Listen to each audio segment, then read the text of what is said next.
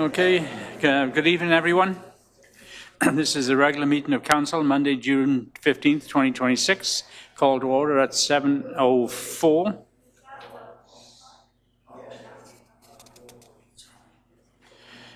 So I go to Councillor McClintock for the territorial acknowledgement. Yes, thank you. Council acknowledges that we work on the ancestral land of the Saanich people. Thank you.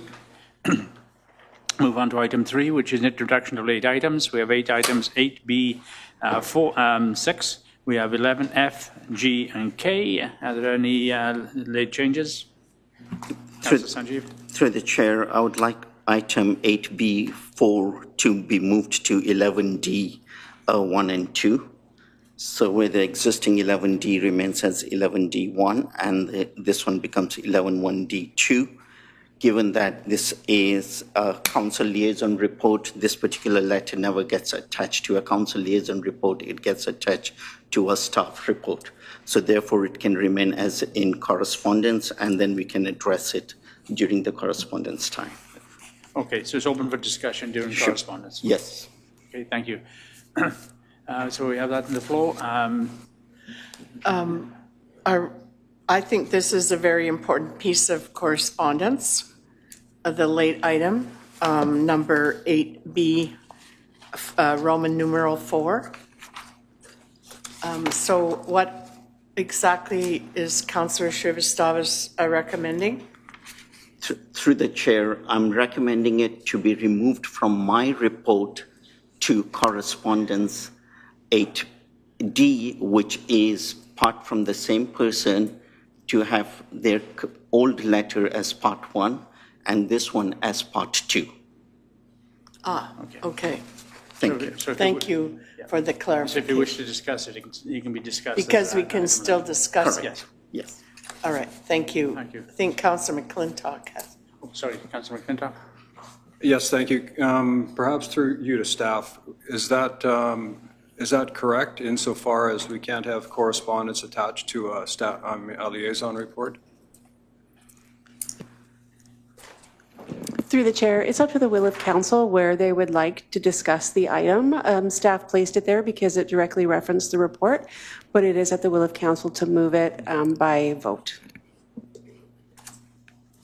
And insofar as that is concerned, I think it's important to have these 2 letters with the liaison report so that there is some consistency insofar as the discussion is concerned. Thank you. So it's a late change item. So do I need a motion on that? Yes, I already did. So that's motion by Councillor Srivastavas and seconded. Do you have a seconder? Irene. Oh, sorry, I couldn't see Irene there. Thank you, Councillor McConkey. Any questions, comments? None. Those in favour? Those opposed? Motion carries 4-3 with Councillor Di Battista, Councillor Stark and Councillor McClintock in opposition. So I look for an approval of the agenda with late items and the late change. Move approval. Okay, thank you. Seconded, Councillor Di Battista. Again, any questions, comments? See none. Those in favour? Unanimous. We move right on to public participation period, and I see a number of people in the audience, so I see one hand up already, so I won't ask. So I'll go through the rules of procedure. Persons wishing to address council must state their full name and municipality of residence for identification and also topic involved. Questions and comments must be on topics which are not normally dealt with by municipal staff as a matter of routine. Questions and comments must be addressed through the chair and answers given likewise. Debates with or questions of individual council members will not be allowed. No commitments shall be made by the chair in replying to a question. Matters which may require action of the council shall be referred to a future meeting of the council. Each speaker during the public participation period must use respectful language and refrain from making offensive gestures or signs, and is limited to speaking for 3 minutes unless authorized by the chair to speak for a longer period of time, and 20 minutes will be allocated for the public participation period unless extended by vote of council. So the first person, please come forward.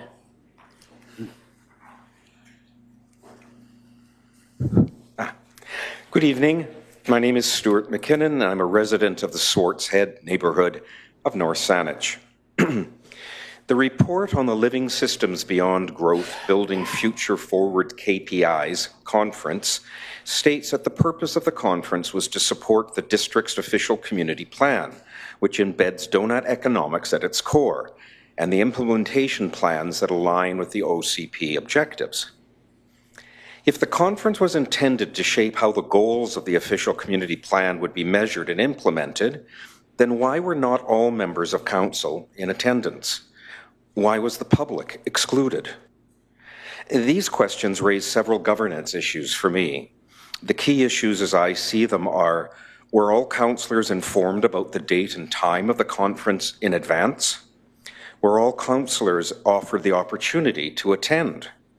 Were attendance criteria transparent? As members of the North Saanich community may have wanted to participate and contribute, how is the public informed?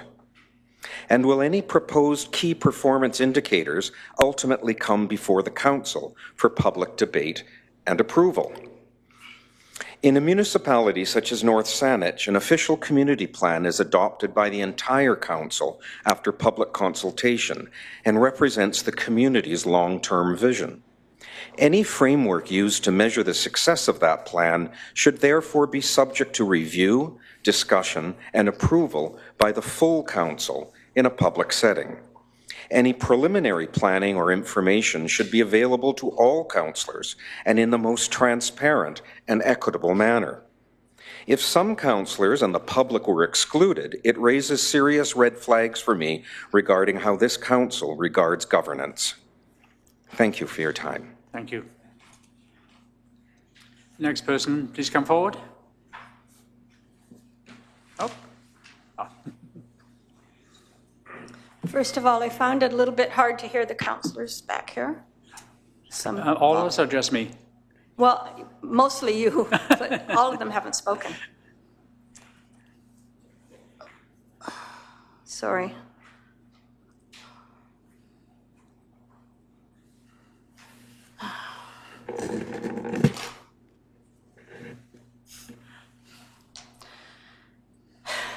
Oh, my time has started and I... Could you please Does reset? that count?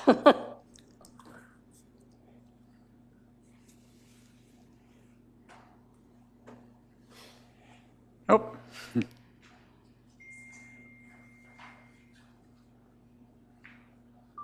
Okay. Linda McAdam, North Saanich. Mr. Mayor and councillors, when I read Terry Gould's post on Nextdoor this morning, the one about Director of Planning Felice Mazzoni being removed and replaced by interim pro-development planner Joseph Sorry, Calenda. staff, I'm just going to interject. We can't be talking about stuff that is routinely dealt by staff, and we can't be talking about persons or positions within the district. Thank you. What? This is an issue that's a staffing issue. Those things are not to be discussed during public participation. Those are things that are routinely dealt with by staff. This is a staffing thing. Staff reports to us. You are bringing up a We staff pay your member. salary. Several months ago, I asked Mayor Jones if the majority of North Saanich residents wanted to keep North Saanich pretty much as it is, a rural community, and he indicated that was the case. And now we find out via Nextdoor that our popular planner, Mr. Mazzoni, who has experience working in a very small community, has been shoved aside, Chair, we probably cannot permanently. be talking about staff members. So, We cannot really? be talking about staff members. No, we can't. Yeah, why not?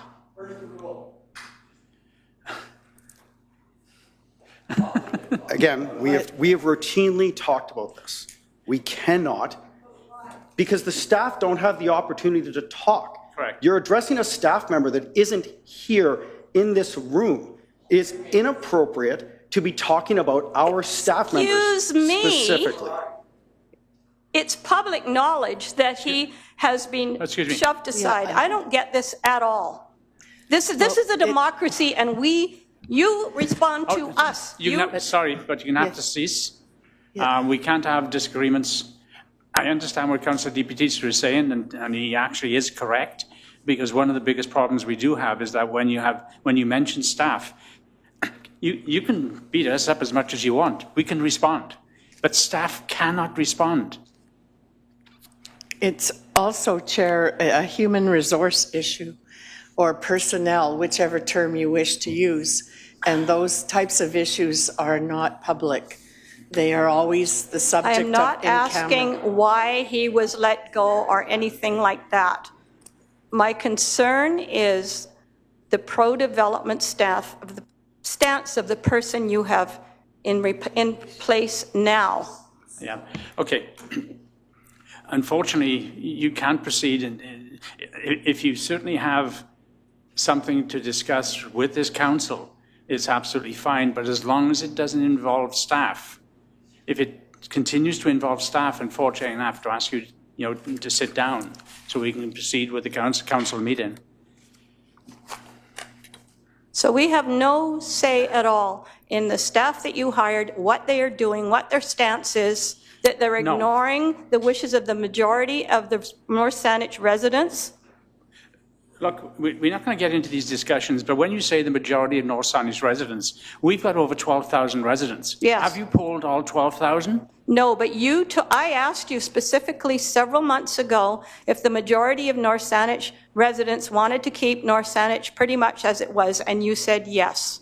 Which is true. Yes. But what you're saying is you're reading from someone that's put something in a periodical, which can be next door or whatever it is, with no rebuttal to it, which all the council here, I believe all of council, they can certainly comment if they disagree, may agree with part of it, all of it, or none of it. And I actually agree with none of it. So we cannot go down this path. So again, I'll ask you, if you wish to continue, as long as it doesn't involve staff, you're more than welcome to continue. But otherwise, I'm going to have to ask you to sit down and the next person to come forward. Okay. In general, I am concerned with what appears to be a shift to pro-development stance here. Now, if I'm wrong, I'd love to be corrected because this really concerns me. But again, the situation there is staff does not decide what's in the OCP or what's in the bylaws. We do. And we listen to the public. I get that. So I understand. So when you say that staff, we don't get involved in hiring of staff. What I am concerned about is this. What I read was that the new person is going to be talking to the... Hold on a second, please. Thank you. Through the chair, what I would offer is if there are concerns around personnel, I'm happy to have them directed to my office, the CAO's office, and that's what I can offer. And because this should not be discussed in public, but I'm happy to have any concerns or inquiries directed to my office. Thank you. Thank you for that. So again, the suggestion there is that anyone that lives in the district, if they have concerns like this, address them to staff, to the CAO. And then there'll be a response. So is it correct for the Urban Development Institute to be consulted with regards to our bylaws? I can only give my personal opinion on that, and I'm not going to ask councillors for their opinion on it. I am 100% against anything going to the UDI, the Urban Development Institute, period. I've only ever agreed with the UDI once, and that's when they criticized the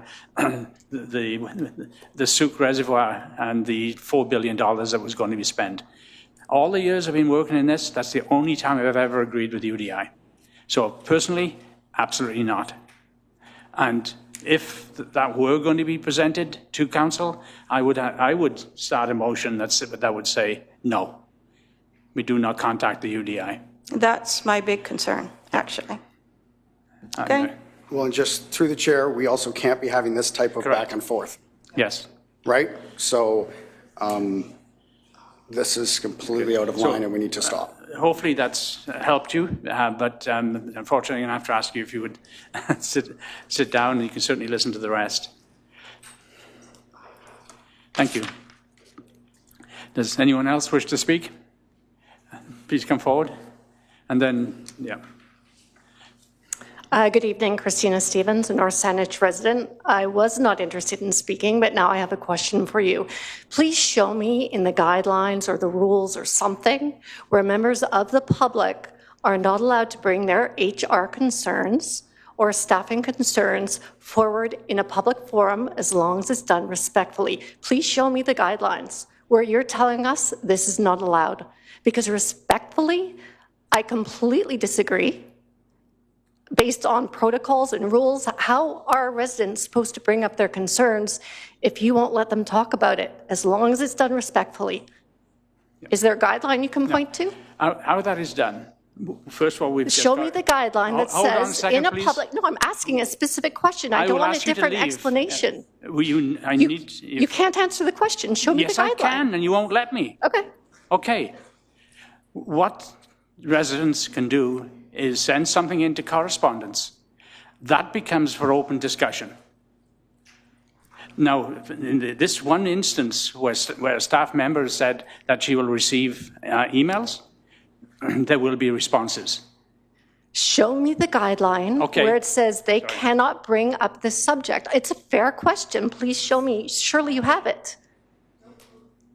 I think, Madam, you have to realize that in any organization, whether it's, say, your business or our business, which is the District of North Saanich, you can't discuss people's human resources in front of everybody. Sure. Those are private issues that are dealt with privately anywhere in business or government at whatever level, federal, provincial, municipal.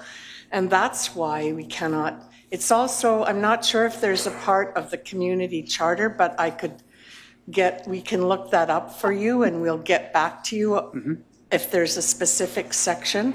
But I know that according to protocols and policies of all governments at all levels, businesses, corporations, banks, anything to do with employees or staff, whether senior or union, is not to be discussed in front of anybody except, say, with the CAO and the union representative and the individual concerned. But Right. So you have the protocol or the guideline in writing that you can show us. Please. Just to answer the question, 90 sub 1 sub C of the community charter is what brings that stuff into in camera. So No, we're not talking about specific, obviously, discipline, that kind of thing. To bring up a general concern about your human HR and how staffing is being handled, all covered. Show me where that cannot be brought up in a public forum if it's done respectfully. Section, the first part of our public No, portion, you and we're not guys supposed to can't debate. talk about what you're doing We are discipline-wise. not supposed to debate, but this is routinely dealt with by staff. Yeah. Show me where it says it cannot be brought up in a public I'm meeting. going to have to ask you now, please sit down. So you We've can't tried bring to it up? We've tried to answer your No, you- question. If show- you've got further show me. questions, if you've got Show further me the questions. policy or the guideline. Show us. No, we're not Right, debating because you this can't anymore. show it. no, that's not correct, Madam. No, it's not. But we're not supposed to be debating with you in the public participation. I just want to see the facts.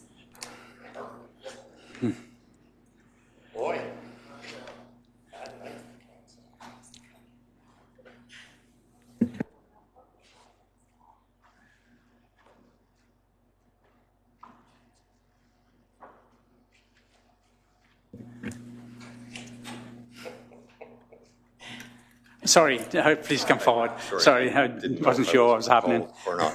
Yeah. Okay. Good evening, Mayor, councillors, staff, and fellow North Saanich residents. My name is Greg Warner, and I live in North Saanich. I'm here tonight to express my concern about the direction of the planning process at a critical time in North Saanich, as the new zoning bylaw moves forward to adoption and implementation of our official community plan. North Saanich is not a typical municipality. Typical and usual methods of governance and corporate structure may work in lots of municipalities, but the community charter allows for a wide lane to accommodate our community, a community that has had and continues to emphasize the importance of improving and protecting the productivity of farmland, improving food security, preserving rural community, supporting local food production, and maintaining the unique character that residents value. These priorities are clearly reflected in our OCP and have been reinforced through years of public engagement. For that reason, residents expect anyone serving as a Director of Planning, even on an interim basis, to possess strong knowledge of the values and priorities outlined above and have experience with agricultural matters and committees. So far, what we have heard is that the Director of Planning, who is on leave, will no longer be involved. A director that spent countless hours getting up to speed on agricultural matters through community engagement and consultation. In my mind, the Director of Planning, who is on leave, clearly understood these matters and values as reflected in the OCP that he was instrumental in writing. We have also heard that the interim Director of Planning does not have experience with agricultural committees. Through the chair, I'm sorry, I'm going to interject again. We have to stop doing this. We cannot be talking about staff and their experience. We are not going to start presenting our staff to provide their CVs to the entire community. These are staff members. I apologize to Councillor Di Battista. I will move on then. I will move on. Thank you, Mr. Warner. Yeah. I would suggest at the very least a redline version of the draft bylaws be compared to the version that received first reading on April 27th and be made available to the residents of North Saanich and the various committees set up by the Council to ensure the amended bylaws support the OCP in keeping urban settlements compact, protect the integrity of rural communities, and fosters a resilient food and agricultural system. I do not believe we need a review of our bylaws by the Urban Development Institute. I would further suggest that the Director of Planning, who is on leave, be consulted through the process. Thank you.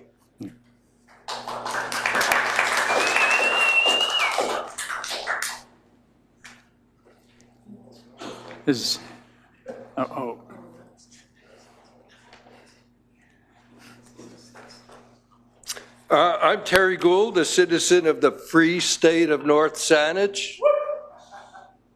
I'm going to dive bomb from another direction. At your next council meeting, please pass a disclosure resolution stating that if a request for a zoning change is brought before council by a close relative of a councillor, such as an in-law, that councillor declare in open session his or her relationship to the proponent of the zoning change before participating in any official discussion or vote on the matter. And that if staff or other councillors know of such a close relationship, they should be obligated to inform the mayor, who will then request that the councillor declare in open session his or her relationship to the proponent of the zoning change. I think we can all agree it will be a lot better to reveal close ties up front than to be embarrassed by a revelation later. Thank you. Thank you.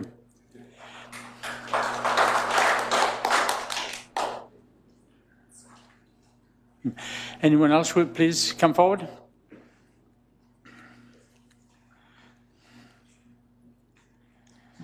Thank you, Mr. Mayor. Jack Thornburg, North Saanich.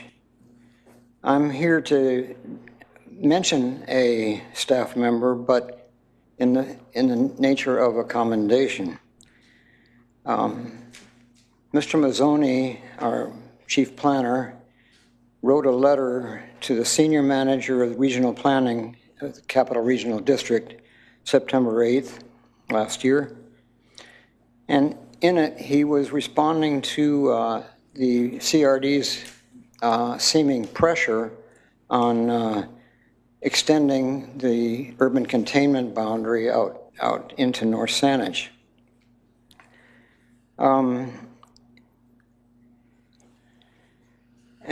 Mr. Mazzoni was saying that our OCP in this letter is in alignment with the CRD's regional growth strategies, which it certainly seems to be.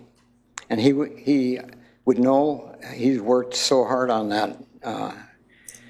So I don't know the nature of his leave of absence or why, or if he's coming back or not, but I just wanted to say this one line sums up the brilliance of the man and the importance of his being with us and having had the influence he has. He said in the letter, the CRD seems to be seeking to use the regional context statement review process as a means to facilitate an expansion of the urban containment policy area boundary into North Saanich. Felice nails it, and I'm hoping that he returns, and certainly have valued his expertise. Thank you. Thank you. Does anyone else wish to speak? I know. Yeah. I see no one else coming forward. Sorry, I was just being notified that we've got the 20 minutes. Oh, sorry, there's a person on, my apologies, Mike. So I look for a motion to extend by 10 minutes. Okay, moved, seconded. Councillor Di Battista, those in favour? Unanimous. Okay. Sorry, Mr. McKenzie. They did warn me that he wanted to speak. Not warn, but tell me. Great. Thank you. Good evening, Mayor Jones, council members, and staff. Thank you for the opportunity to speak tonight regarding the proposed short-term rental regulations under consideration by the District of North Saanich. My name is Blake McKenzie.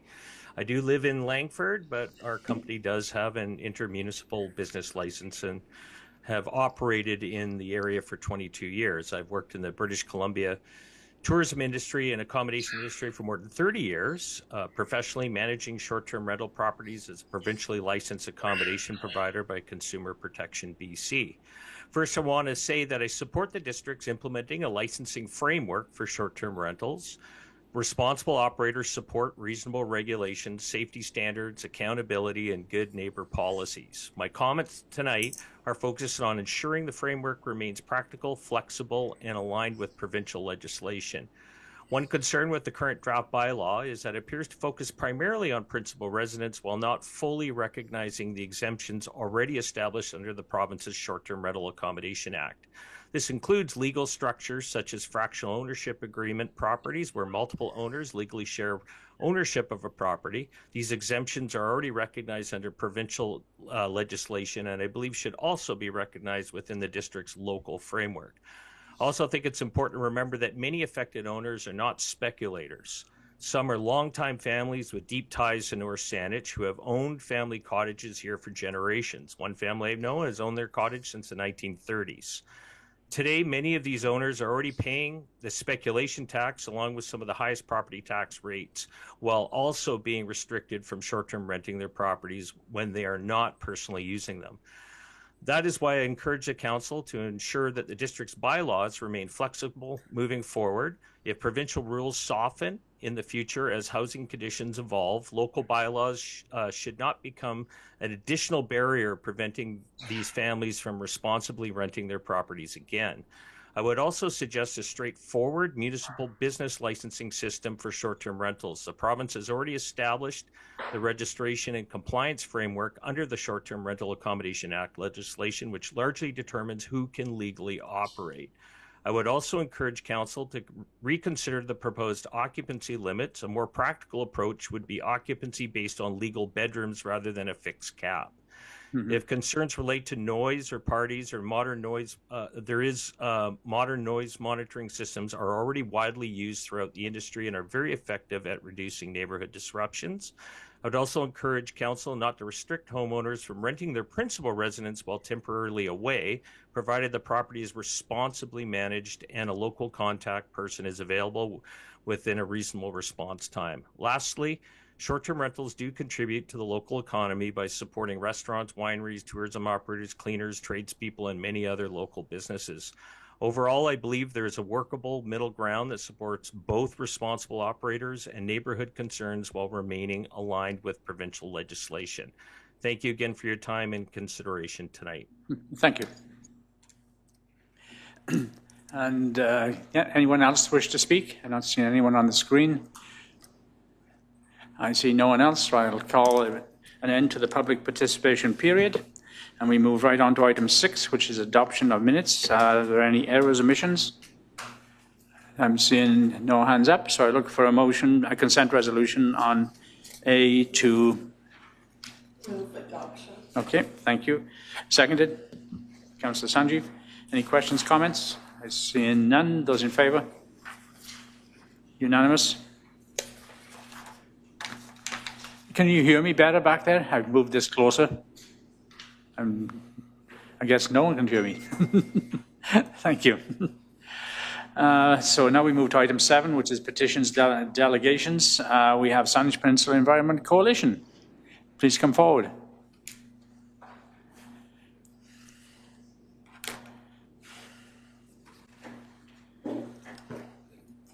Hello, everyone. Thank you for the opportunity to speak tonight. So my name is Bob Peart, and I'm the coordinator of the Saanich Peninsula Environmental Coalition, and I do this in a volunteer capacity.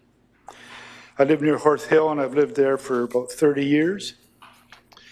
My presentation was in 2 parts. First, it's a brief overview of the Saanich Peninsula Environmental Coalition, or SPEC, just as a reminder of who we are and what our purpose is. And the second is a summary of the community meeting that SPEC hosted on March 7.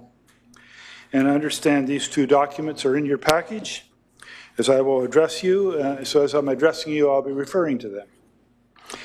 And before beginning, I want to acknowledge and thank my colleagues from PROW, PlaySpeak, Friends of North Saanich, Gord Hardwick, Mark Brownlee, and Jerry Roberts. They've been involved with SPEC since the start, and their advice, their knowledge of this community has been absolutely critical. So to begin, who is the Saanich Peninsula Environmental Coalition, or SPEC? So if you refer to the copy of the rack card in your package, we're a peninsula-wide volunteer community coalition that evolved out of the 2018 Sydney Summit. And I'm not sure whether any of you attended the summit or not. It was tremendous. And there were 2 recommendations from the summit that were significant. One was to welcome the adoption of a pan-peninsula integrated management plan for habitat and environment. And second, to call for municipal and community leaders to work together and advocate for a collaborative approach on the peninsula. A number of us took these recommendations to heart, and after a series of meetings with the 3 mayors of the time, MLA Adam Olson and various community groups, we formed SPEC, and that was 8 years ago. Holy crow.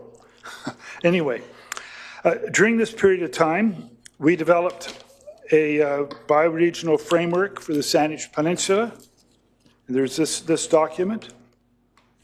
And we worked with you and your staff to have the key principles of bioregional planning, jurisdictional collaboration, and ecological integrity incorporated into your OCP and other associated documents. We were moderately successful, and we thank you and your staff for your support. So in summary, we're volunteers from a range of peninsula-based like-minded groups. Our message is that the environment doesn't recognize municipal boundaries, and our work focuses on building public recognition and municipal support for improved jurisdictional collaboration, all in an effort to build on the recommendations from the Sydney Summit. However, we all know that an OCP is a policy document, and it's nice to have supportive wording, but without clear actions that measure and monitor outcomes, it's hard to determine whether progress is being made. So 18 months ago, SPEC launched what we call Checkup. And Checkup is fundamentally analysis of how the municipalities' described outcomes and actions align with the principles of bioregional planning. To assist us with the analysis, we've partnered with Action on Climate Change program at Simon Fraser University. Needless to say, their professional academic approach has brought rigor to Checkup that SPEC couldn't have accomplished on its own. And thus, the March 7th community meeting, which I'll quickly report on, and again, it's in your agenda package. Before reviewing the results, I want to thank Mayor Jones, Councillor Saanich for attending the meeting, and also Mayor Jones for your opening remarks. The purpose of the March 7th meeting was twofold: update the community on SPEC's Checkup efforts to date, and to gather feedback on a set of 6 indicators that would have been identified as critically important to bioregional planning. Nature-based solutions, living shorelines, tree canopy, healthy landscapes, landscape connectivity, agriculture, and food systems. If you want more information, each of these indicators is described in the March 7th notes.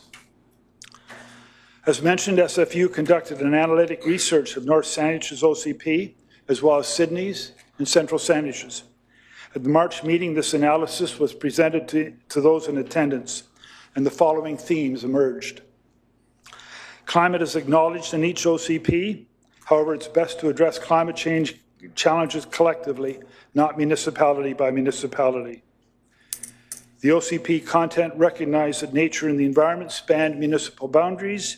However, there was little evidence of shared ecological priorities, a common approach to natural assets management within the 3 municipalities, or common mapping frameworks. While jurisdictional collaboration was mentioned as being valued, it only happened informally. As a result, environmental concerns are being addressed within each municipality rather than any coordination. And the public's becoming increasingly frustrated by the policy versus practice gap. Community residents are experiencing a significant disconnect between what's written in the OCPs and what's actually happening on the ground. During the workshop portion of the meeting, these 4 themes were discussed by attendees with the following feedback. There's public expectation that the 3 municipalities should coordinate their approach to the management of the environment and natural assets. The public wants to see a renewed commitment by the mayors and councillors to meet jointly on a regular basis. In order to protect the environment, the municipalities need to better coordinate the management of water, riparian property, and natural shorelines. Our agricultural lands are critical. As a result, the municipalities need to better support the Peninsula and Area Agricultural Commission. There's a need for an intermunicipal advisory body to address these issues. Perhaps something like a Saanich Peninsula Environmental Advisory Commission. Whether formal or informal, something like this commission is needed to enable bioregional planning. To conclude, the residents of the Saanich Peninsula have strong environmental values. They recognize the positive efforts that are being made at the municipal level given your limited capacity. However, they do expect the 3 local governments to better collaborate and work together to protect the health of the peninsula and the health of its citizens. As to our next steps, SPEC and Simon Fraser University are just preparing a final research document. This analysis is based on a series of dashboards, kind of where you get an arrow on the dashboard, kind of a standard technique. So this analysis is based on a series of dashboards. The final report will be publicly available in a week or so, and will be circulated to each of you and to each council. If you and your staff have any questions about the report, I'd be glad to meet with you. In addition, over the summer months, SPEC will be developing our approach for the upcoming municipal election in October. We'll be outlining our expectations for each candidate regarding the position on the 3 principles of bioregional planning, in particular, jurisdictional collaboration. So thank you for the opportunity to speak to Council this evening.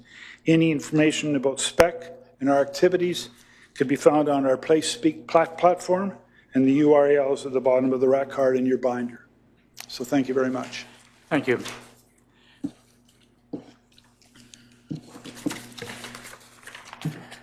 I've got some rack cards here. I'll just leave them with staff. Leave them with staff, please.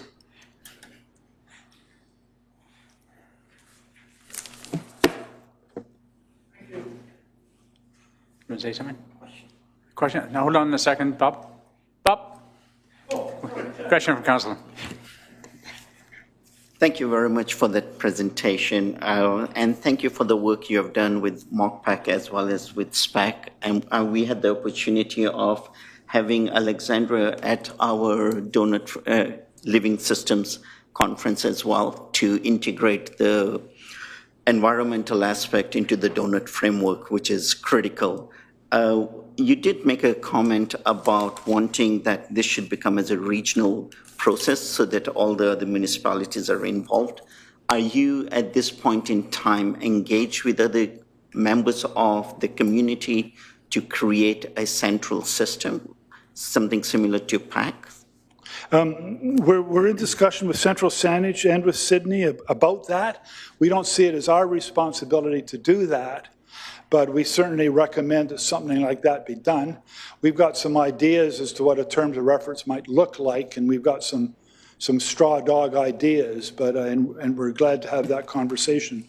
But we don't really see it as that's for us to do, unless I'm misunderstanding you. For me. No, thank you. You're not, you've got what I was looking at. So in terms of how you vision the terms of reference or of a organization coming up that is able to coordinate all the three municipalities' environmental aspect, and you're absolutely right, climate, any modeling that's done looks at North Saanich with just 4 data points. So getting granular data is always critical. So if you do have some framework or terms of reference, which could go to different committees or commissions, however, the different, or to the council, it probably will help to move the process forward. So I would suggest, if possible, to share that with staff and council. Yeah, the report that we're finishing with Simon Fraser University in the next week or so talks about the Saanich potential Saanich Peninsula Environmental Advisory Council or Commission, and we detail and draft out a set of terms of reference in the document that you'll be receiving. So I think that'll be helpful, and if you've got questions, give me a shout. Thank you very much. Hold on a second, Bob. Council, any further questions? Okay, we thank you. So we move on to item 8, which is reports, and staff report is vacation recognition policy. Oh, sorry, I'm looking at the wrong person. The vacation recognition policy is being put forward to support recruitment and retention, and I'm happy to answer any questions that you might have about the report. Thank you. Council, questions, comments? Councillor Sanjeev? Thank you very much for the report. If I may, and for the audience watching who at times don't get the opportunity of going through the reports, the agenda package in details, what is the rationale behind creating a policy that may have a financial impact on the residents? Through the chair, the purpose of the policy was to find another way to reduce any issues with people who are experienced in local government from moving from one municipality or region to another. Vacation is something that's really valued for a lot of employees, and so by honoring the vacation that they may have already accrued, we may be able to secure strong candidates. If I may continue on that line, how many districts in BC have this policy? We looked through the chair, we looked specifically in our, the capital region. And, sorry, let me just pull that in. Right now, we currently have 3 who use the similar model of acknowledging prior service. And then there's 3 others that focus solely on negotiation, which we don't particularly feel is an equitable way of bringing new staff to the district. If I may continue, usually when we're dealing with federal government, the pot of money that the funds are moving through is the same. However, with regional areas, the taxes that are paid here, we are now supplementing another municipality that may or may not have given the vacation payout to an individual. At most places, if I'm not mistaken, when somebody leaves, there is a payout in lieu of not taking vacation. Would I be correct in that assumption? Thank you for the question through the chair. Yes, when an individual leaves their place of employment at another local government, they are obligated to pay out any unearned hours that they're not able to take. So for vacation pay, if they had time still owed to them, that would be paid out. And when they come to the new organization, they start afresh. And so that's where this policy, if they were coming to North Saanich as an example, we could offer them similar number of weeks as opposed to starting at the base. And it's not something that a union position can negotiate.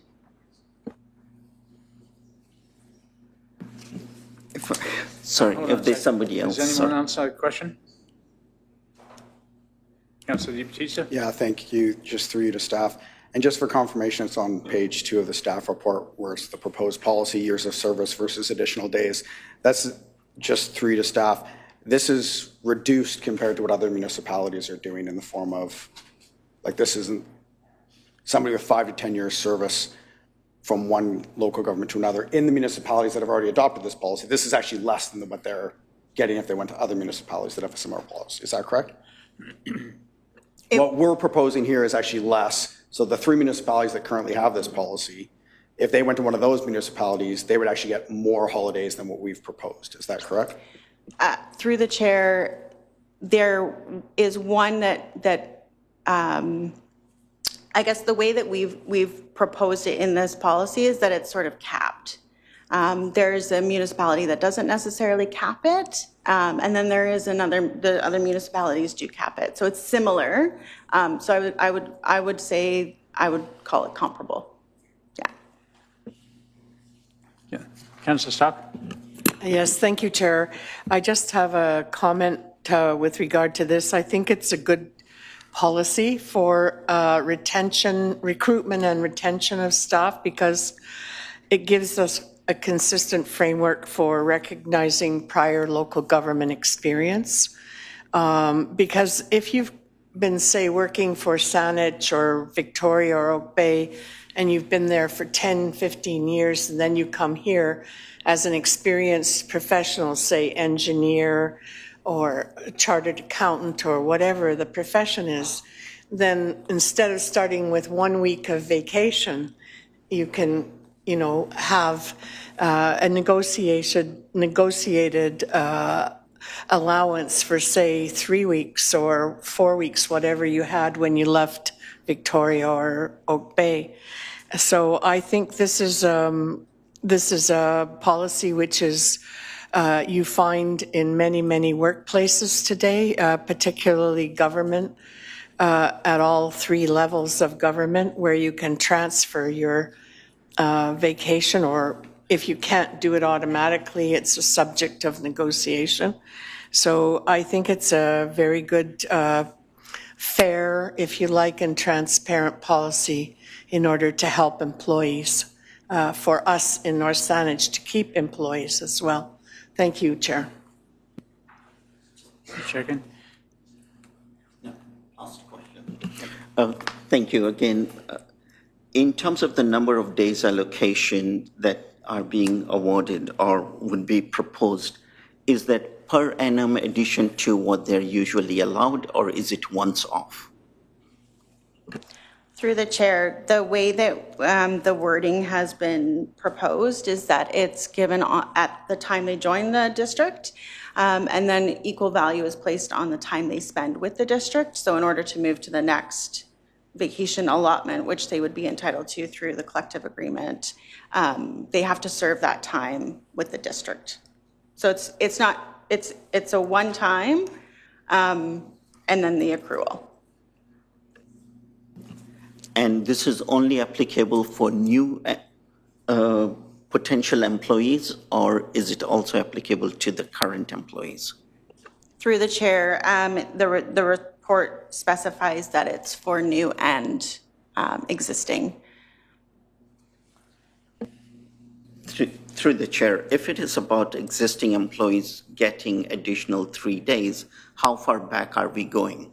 Are we going 5 years, 10 years back? That anybody who has been employed from that point of time will get their 3 years or whatever number of years they've served in previous municipalities. Through the chair, so the way that the wording in the policy's been proposed is that we look at where people who have been with the district for a certain period of time or a longer period of time are in terms of their vacation allotment. If there was no additional time, then they would not get additional time through the policy. I don't know if that makes sense. Okay. Okay, thank you. Staff? Just one second. Through the chair. I think what we would do through the chair to the rest of council is everybody that's employed here currently today, their experience would be looked at and what they brought to the district. So if they've already surpassed what this policy says, they would not be allotted anything further. But if we looked at their resume and we felt that they had brought, say, 5 years of local government experience with them, and they still aren't at the bar where they would get an additional 3 days or 8 days, they would get increased. So we did all that work to see what the initial cost would be. And for the existing employees, it is in the report that there's an additional cost, so that one-time cost of bumping everybody up to where this policy would dictate them to be. And then after that, it would just be when people were hired. So whatever days they got extra immediately off the bat, that's what they would get every year moving forward. And when we recruit and retain new employees, we would look at their information, and if we felt that they had 10 years prior local government experience, then we would honor that 10 years by the specified days in the policy. Thank you very much. Thank you. Council, further questions, comments? I see none. I look for a motion based on staff recommendation. Councillor Stark? Yes, thank you, Chair. I would like to make the staff recommendation number 1, that council receives staff report number CS-26-022 vacation recognition policy for information, and 2, approve policy number COU-161 vacation recognition policy. Thank you very much. Seconder?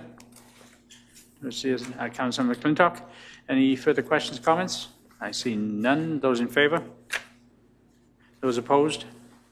Unanimous. Move on to item 2, which is Council Remuneration Committee report. I'll go to staff first and then to Councillor Di Battista.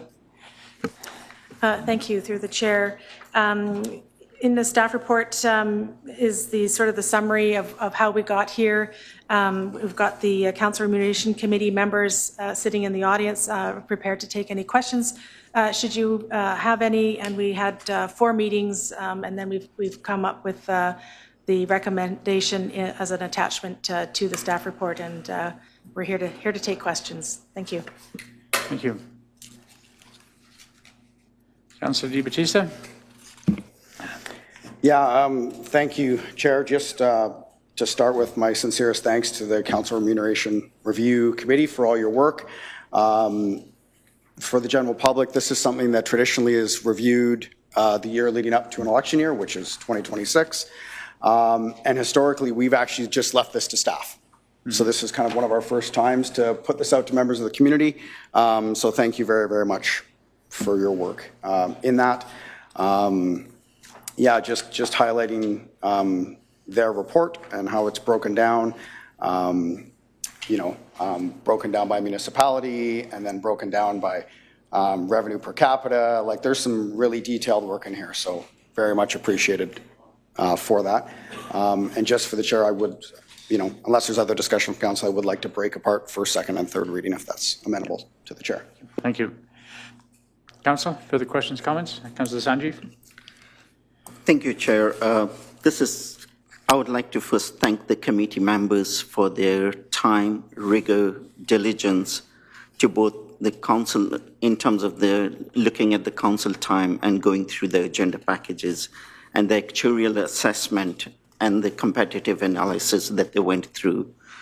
I do hope we can utilize these skills when working on the KPIs on different aspects of the district's function, which hopefully I'll try and get in contact with the committee members. They have quite an interesting background that was brought in this discussion. My concern is we have already got a tax increase and there is another tax burden that is going to go through to the residents. And that's the question that I have. And once the complete motion is in, I'll comment on that. Okay, Councillor Di Battista, do you wish to put a motion on the floor? Yeah, thank you, Chair. Sorry about that. Thank you, Chair. Just that we'll be breaking it down. So the first one would be that Council receive Council Remuneration Review Committee's report and give first reading to the proposed North Saanich Council Remuneration Bylaw number 1608, 2026. And that way the bylaw's on the floor for discussion and amendment. Okay, thank you. That's on the floor. Do I have a seconder based on first reading? Thank you, Councillor Stock. Councillor Sanjeev? Through the chair, I would just like that the first part of the motion, if it's only to receive first and then go into the first, second reading as you go through, rather than bringing it as a first bylaw reading. Yeah, so if we receive and go to first reading, that puts everything on the floor so we can have discussion and make any amendments that council wishes to make.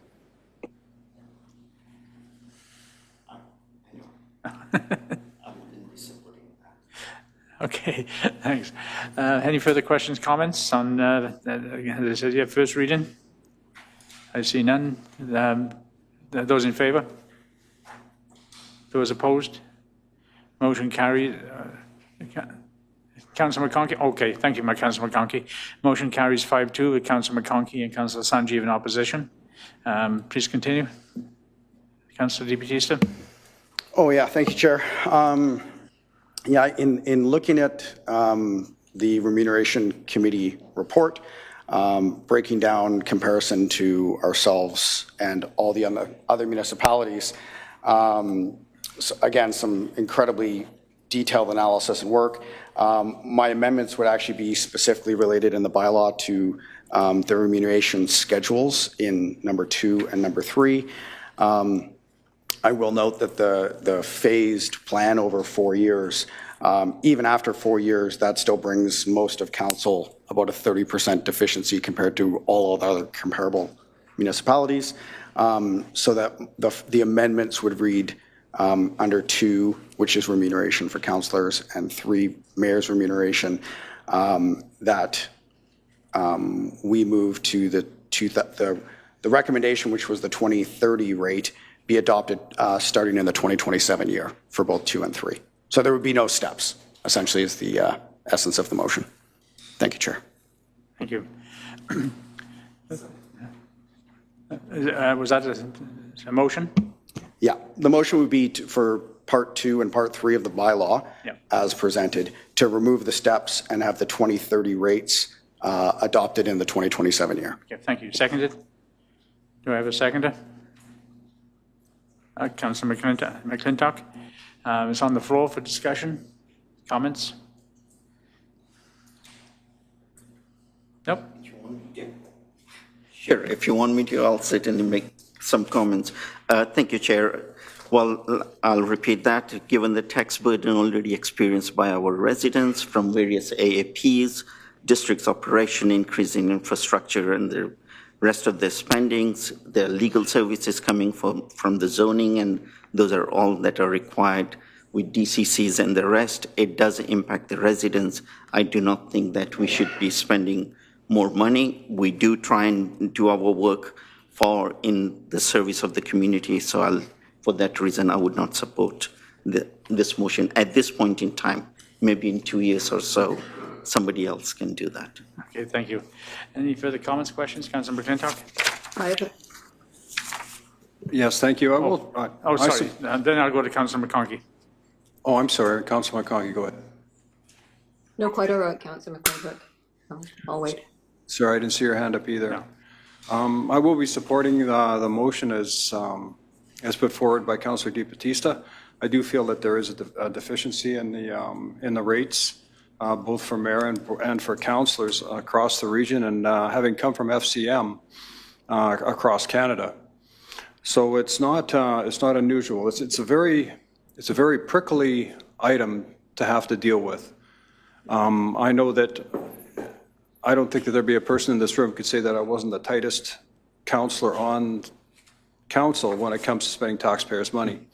However, I find that there are areas that we have, we're talking, Councillor Shrivastava just talked about costs that are upcoming, but we have spent $500,000 on a harvest hub. We have spent, still yet to come in, hundreds of thousands of dollars on a gathering place. So I think it's not appropriate to bring up the consciousness of spending money. I believe it's in line with what the council duties are, and I doubt very much if anybody that knows municipal business could argue with that.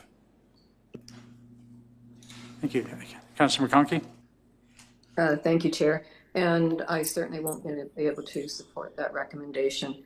I sit on Greater Victoria Labour Relations Board, and I can guarantee you that the increases that our bargaining unit employees are getting out there nowhere compares to a 29.9% pay increase. So our taxpayers are being increasingly burdened with costs that are being offloaded to us, and I simply cannot support that. But thank you very much for bringing it forward.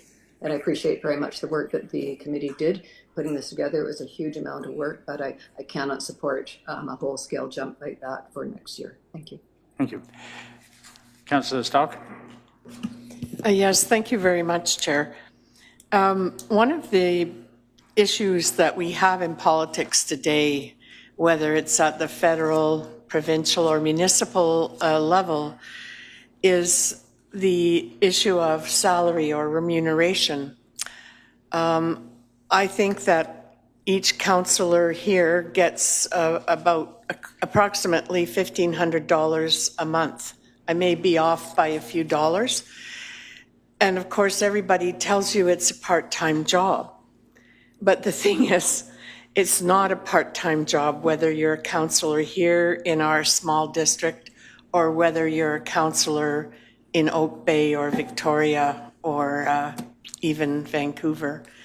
It's, I would say here it's not as full-time, of course, as in Vancouver, but it still takes a lot of work. And I appreciate what Councillor McConkey and Councillor Shrivastava have said. I appreciate it very much.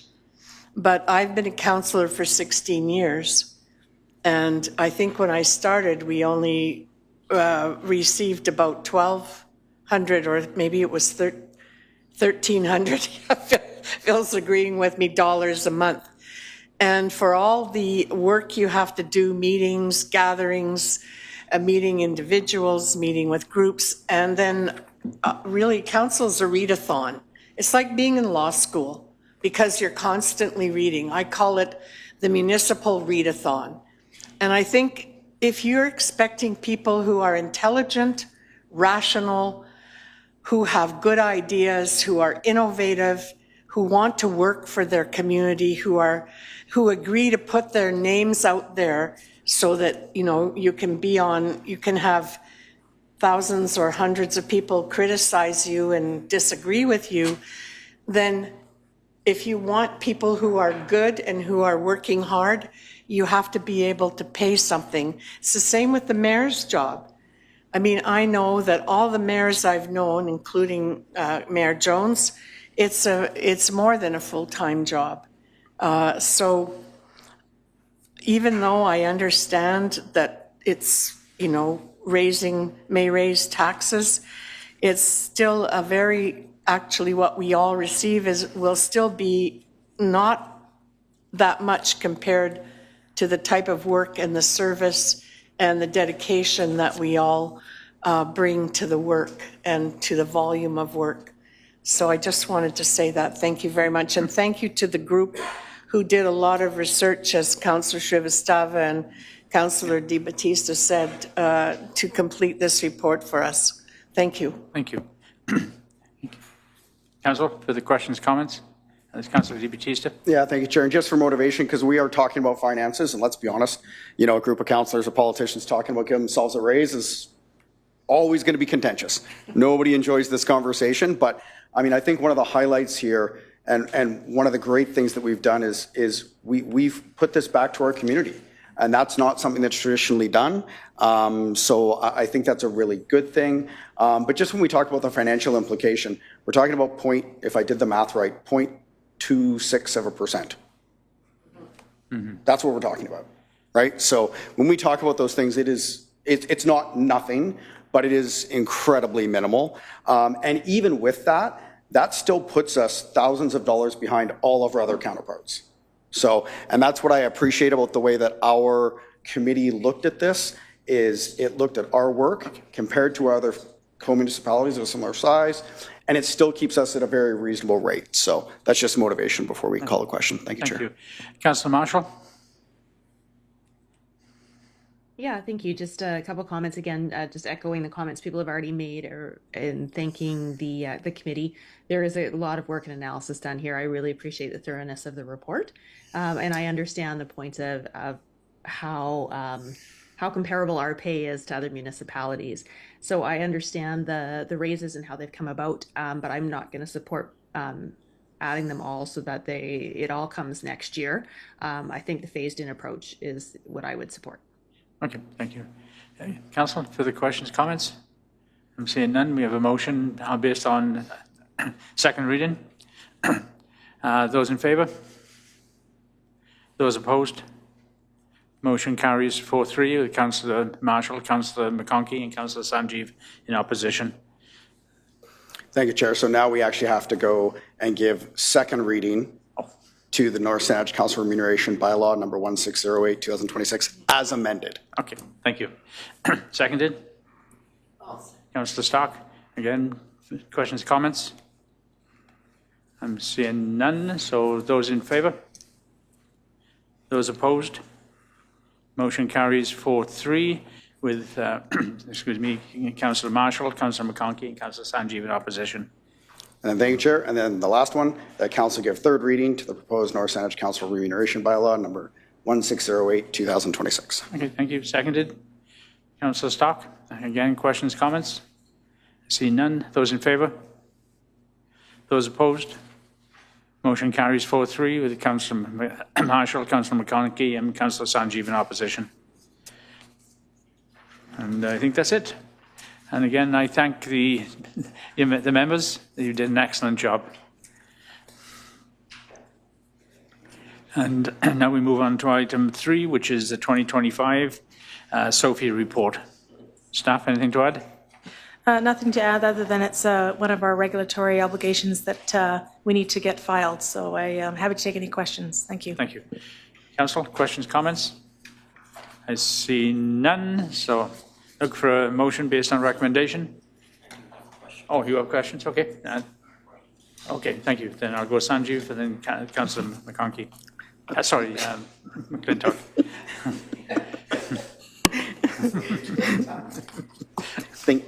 Thank you, Chair. I really appreciate it. Thank you very much for compiling this report.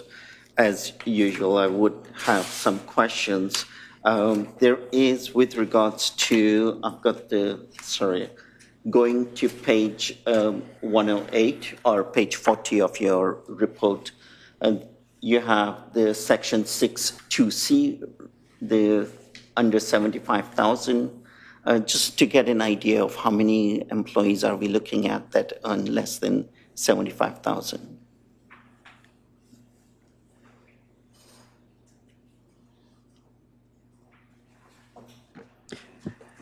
Yeah, that's I don't have that handy. I can get that number to you. Thank you.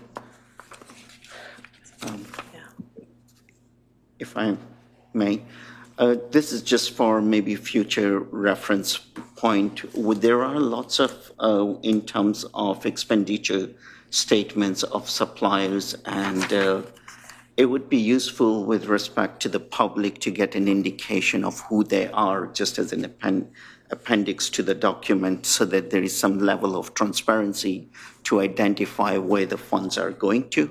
Right now, yes, it's mentioned here in terms of who the company is, but without knowing for what purpose or a project allocation.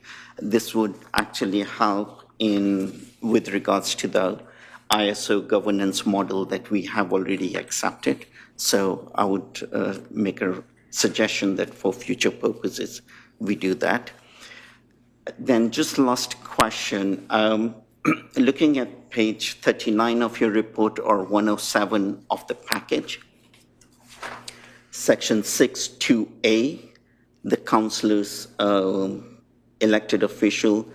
The question is with regards to the expenses. I just wanted to know what additional expenses are we looking at in addition to the remunerations? So thank you for the question. Those things, as noted in the preamble at the front, talk about expenses include things like travel, attendance of conferences, and things that relate specifically to that particular individual. Thank you. If I may, Chair, this is probably a personal issue. It's not related to the report. If the Chair gives me permission, I would like to make a comment. Close you down if it's not appropriate, but okay, certainly. Sure. I just wanted to make a point with regards to myself. There is no funds that have been used for any conference whatsoever. Last year, I did attend conference in Sweden, and the funding for that was from the organizer and partially from my own pocket. There's been lots of rumors going on in the community that the funds that I was using district funds, and I just want to put that on record that I did not use any funds. Thank you. Thank you. Councillor McClintock.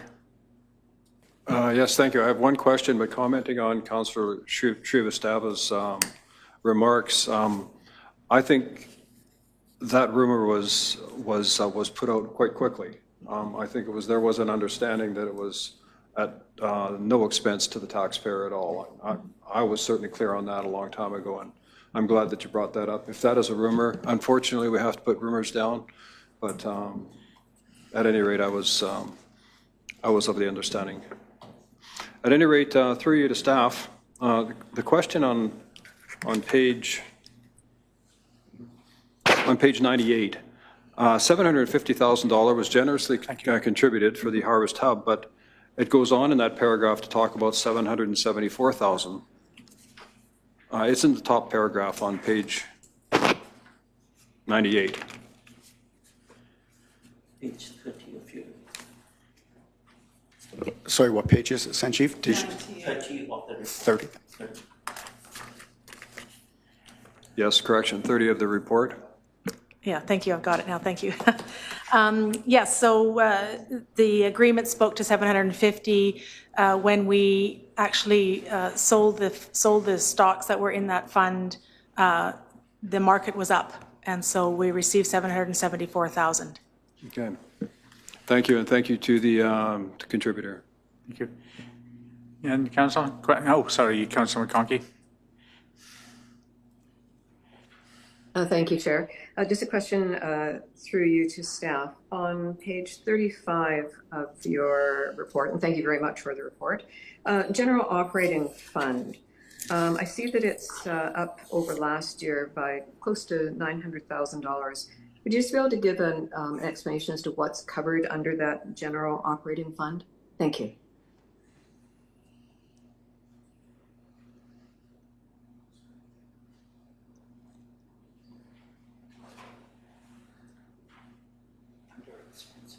Are you speaking about the general government column? Sorry, Barb. On it says under budget data on number 17 under expenses, and it says general operating fund, a total of $18,792,287. I was just wondering what that makes up. What consists of the general operating fund? Sorry, well, the general operating fund is just that. It's the general operations of the district, so it would include general government protective services, emergency services, infrastructure operations, is what that general government, I'm sorry, I'm not sure what page you're referring to. Page 103. Page 35 of your report. Oh, 35. Okay, hang on. Yeah, so the 18 million, yes, that would include general operations, policing, RCMP, the fire department, infrastructure services, all your parks, anything that's not capital or special operating capital related type projects. It's a very broad encompassing fund. Okay, thank you very much. Appreciate it. Okay. Councillors, any further questions? So I look for a motion based on the recommendation. Okay, Sanjeev, sorry, Councillor Di Battista has his hand up first. Thank you, Chair. The Council approved the 2025 Statement of Financial Operations. Thank you. Seconded. Councillor Stock, any further questions, comments? Councillor Sanjeev. Thank you, Chair. Since the adoption of the governance model, I often feel whenever there is an extensive report of this nature that there is a breakdown done in terms of the governance principles that is addressed. One thing is definite, that it strongly addresses the value of accountability. This is an excellent document with regards to that. However, there are other aspects that are not addressed in that. And for that, I would be hard pressed to approve it. Thank you. Staff. Thank you for those comments. This report is a requirement under the Financial Information Act and is very prescribed. I think where you're looking for information, with all due respect, is likely in the annual report, which is coming. Thank you for that clarification through the Chair. Thank you. Further questions, comments? Seeing none, those in favour? Looks like unanimous. Thank you. So now we look to the next item, item 4, which is UBCM meeting requests. And I'm looking here, there's a late item on this particular one. So again, I'll do what I normally do, which is any questions, comments before I look for a motion. I see none. Oh, Councillor Di Battista. Yeah, thank you, Chair. I have two motions because what we discussed over the last couple of years of UBCM is we had an option as a council to do meeting requests, but also individual councillors could also do meeting requests. And so what this council decided to do was actually have that debate and discussion here. So I do have two motions. I'll be attending UBCM to direct staff to attempt to set up meetings with two separate ministries. So I'm happy to go through those now, unless there's other. Put it on the floor. Sure. The first one would be that council would direct staff to schedule a meeting with the Minister of Housing or their deputy minister or delegate, requesting a conversation regarding the capacity building grant and the newly minted / just renamed, really, the $6 billion Build Communities Strong Fund, exploring options for the district to help deal with capacity and infrastructure issues would be the talking points to be discussed. Thank you. And of course, that's anybody who goes to UBCM from North Saanich is privy to those meetings, just so the public's aware. You going to second it? Yes, I'm seconding. Thank you. And then I had something too. Sure, of course. Do you want me to wait, though, till discussion on this one? Unless you're going to put your name forward for some meetings? Well, I thought maybe as everyone on our council should go to the Code of Conduct, Minister of Housing and Municipal Affairs one.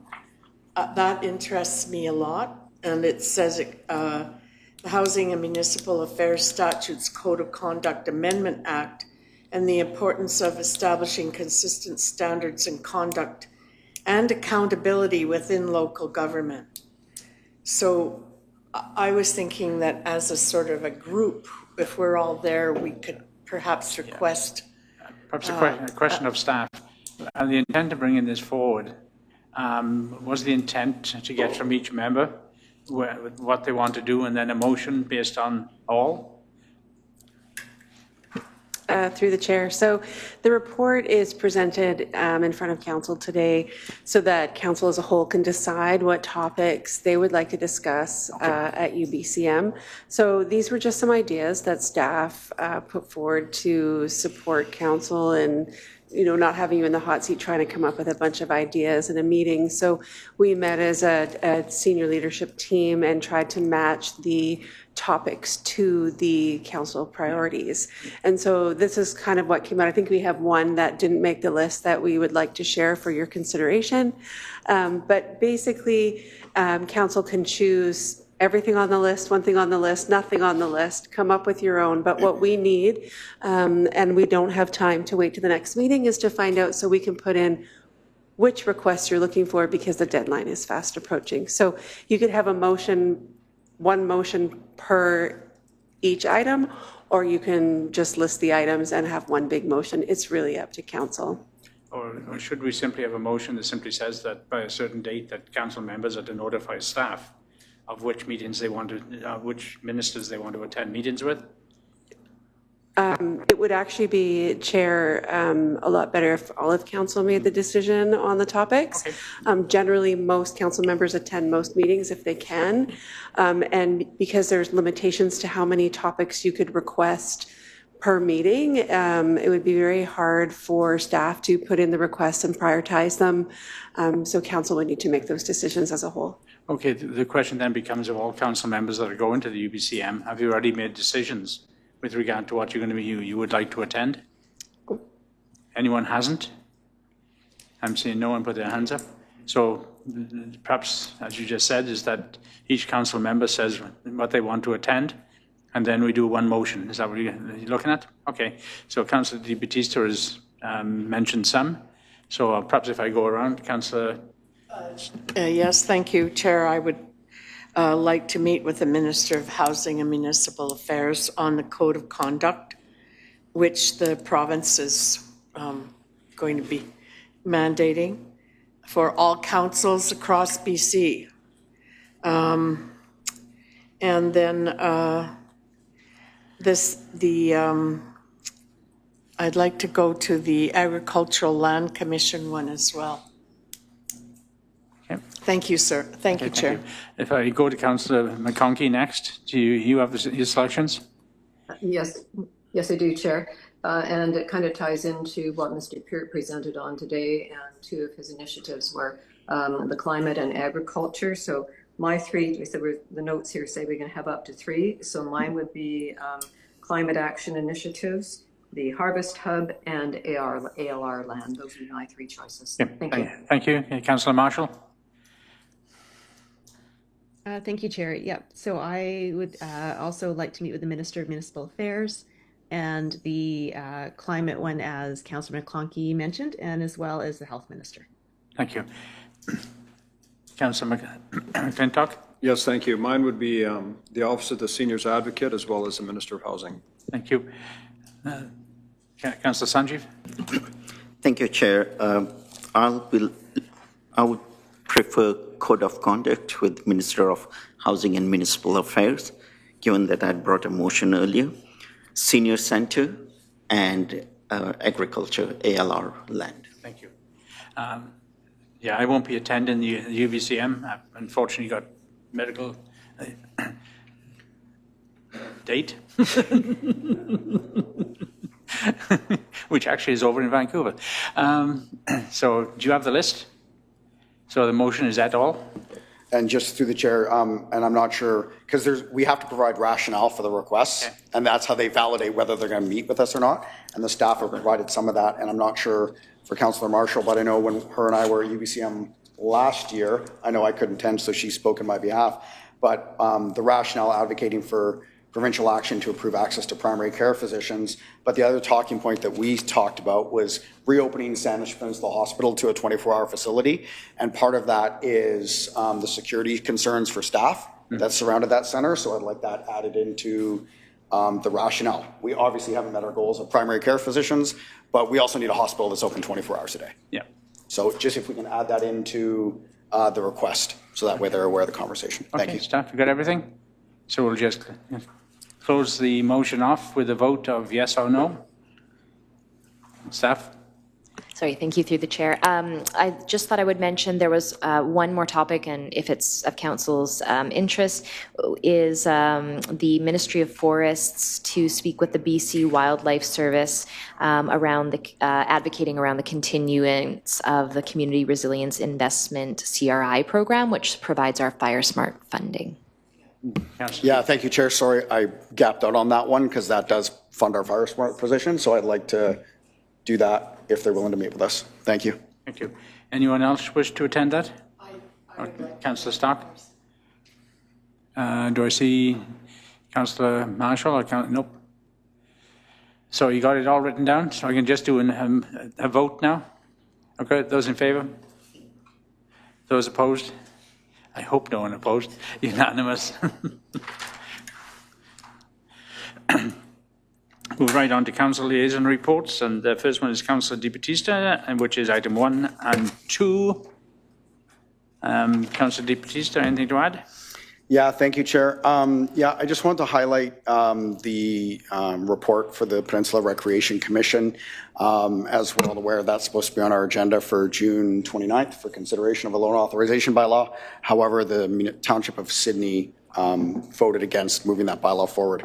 So currently before the Rec Commission, which has been approved to go back to the CRD, is a reduced scope borrowing bylaw, so reduction in the size of the facility as well as the borrowing bylaw itself.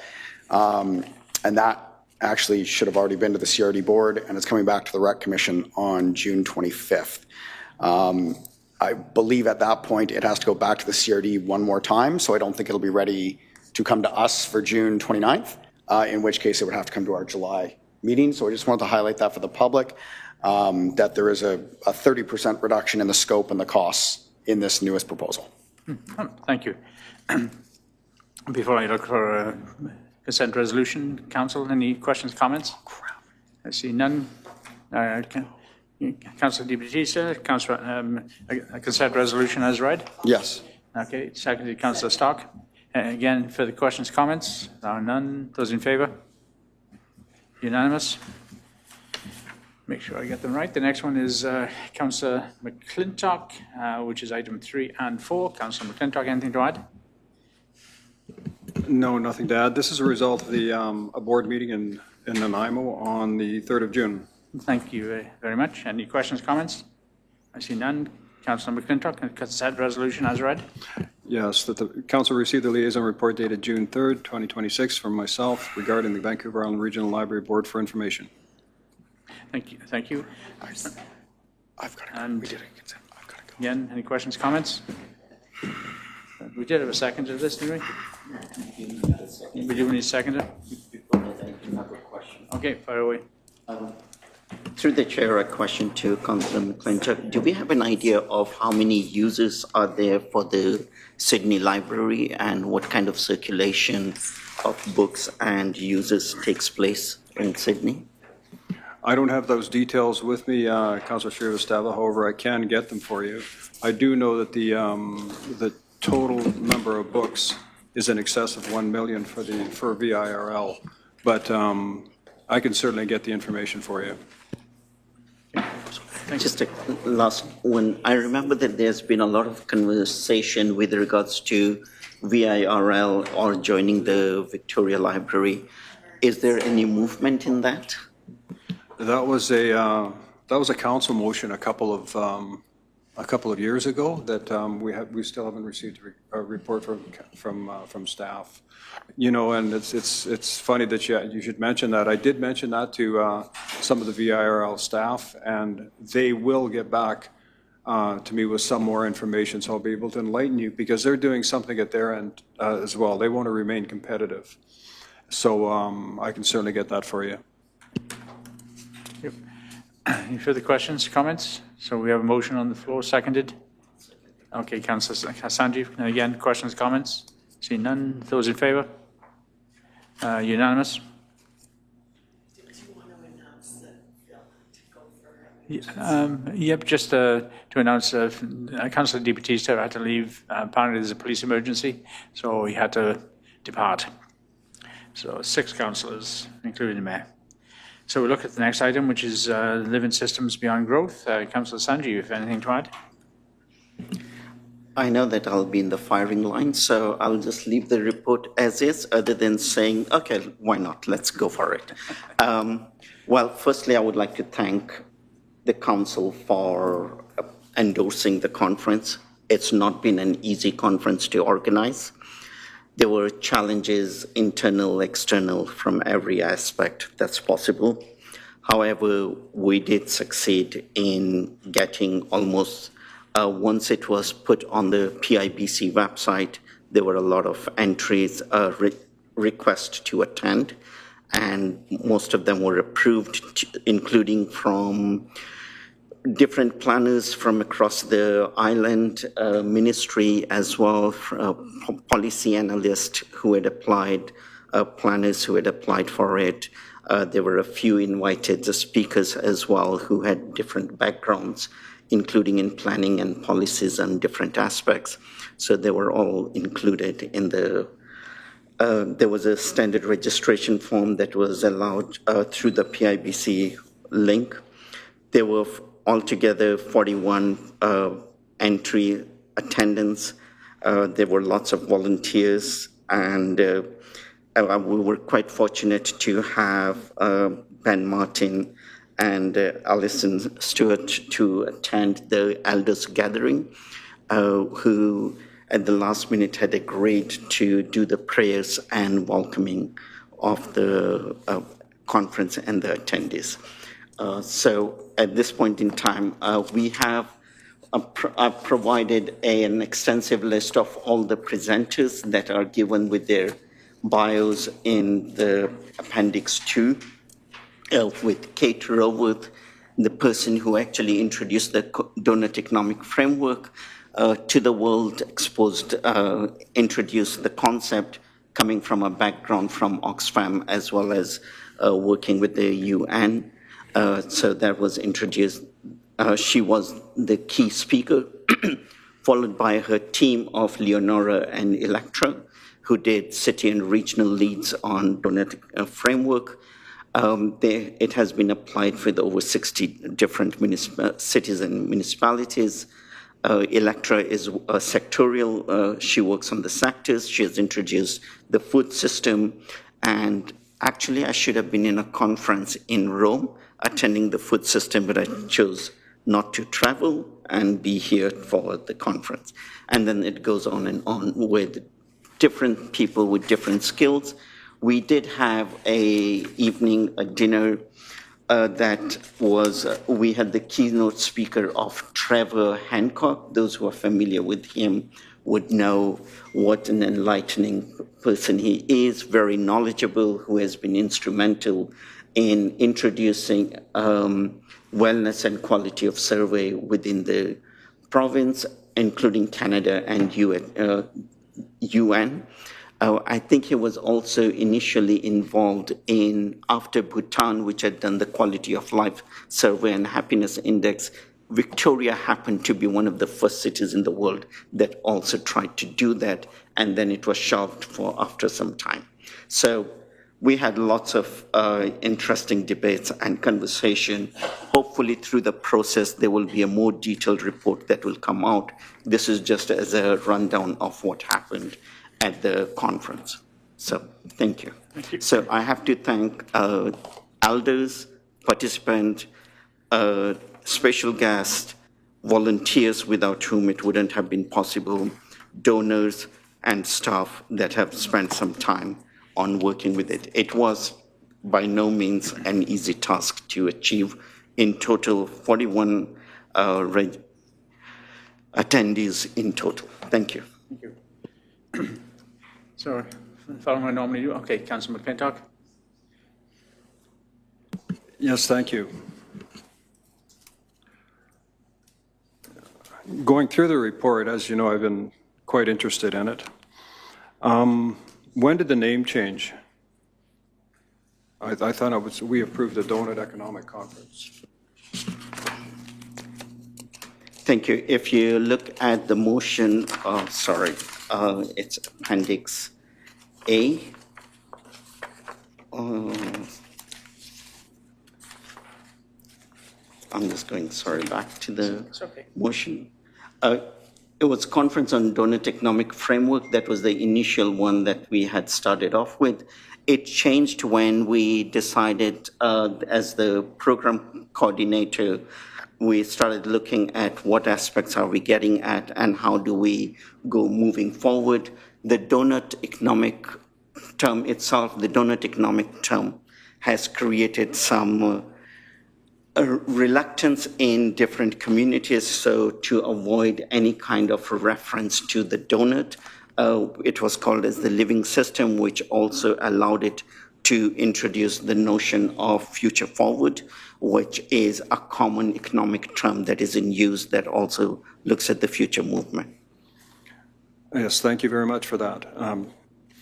I'm sure you covered a lot of areas because of the new title. As far as the going through your report, it is quite comprehensive. I mean, it's lengthy, 15-page report or 16-page. So, if you recall, after this was approved, the council expected some updates. As recently as April 13th, there was nothing to report. With 41 attendees and the quite extensive list of presenters, their biographies and all, how were you able to cobble it all together from nothing to report to a full-on two-day conference? Excellent question.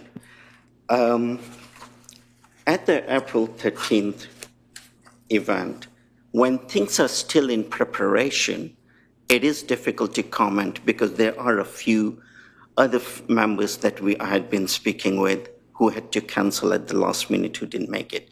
So reporting halfway through does not actually justify the process.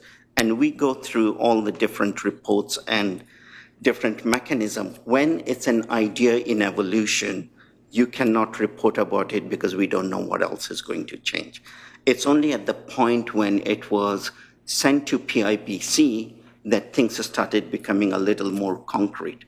And just on that point, PIBC had to approve the program, and that is when things started changing. And just for those who are listening in, PIBC deemed this conference eligible for 15.5 CPL units, which was recognized as a professional requirement.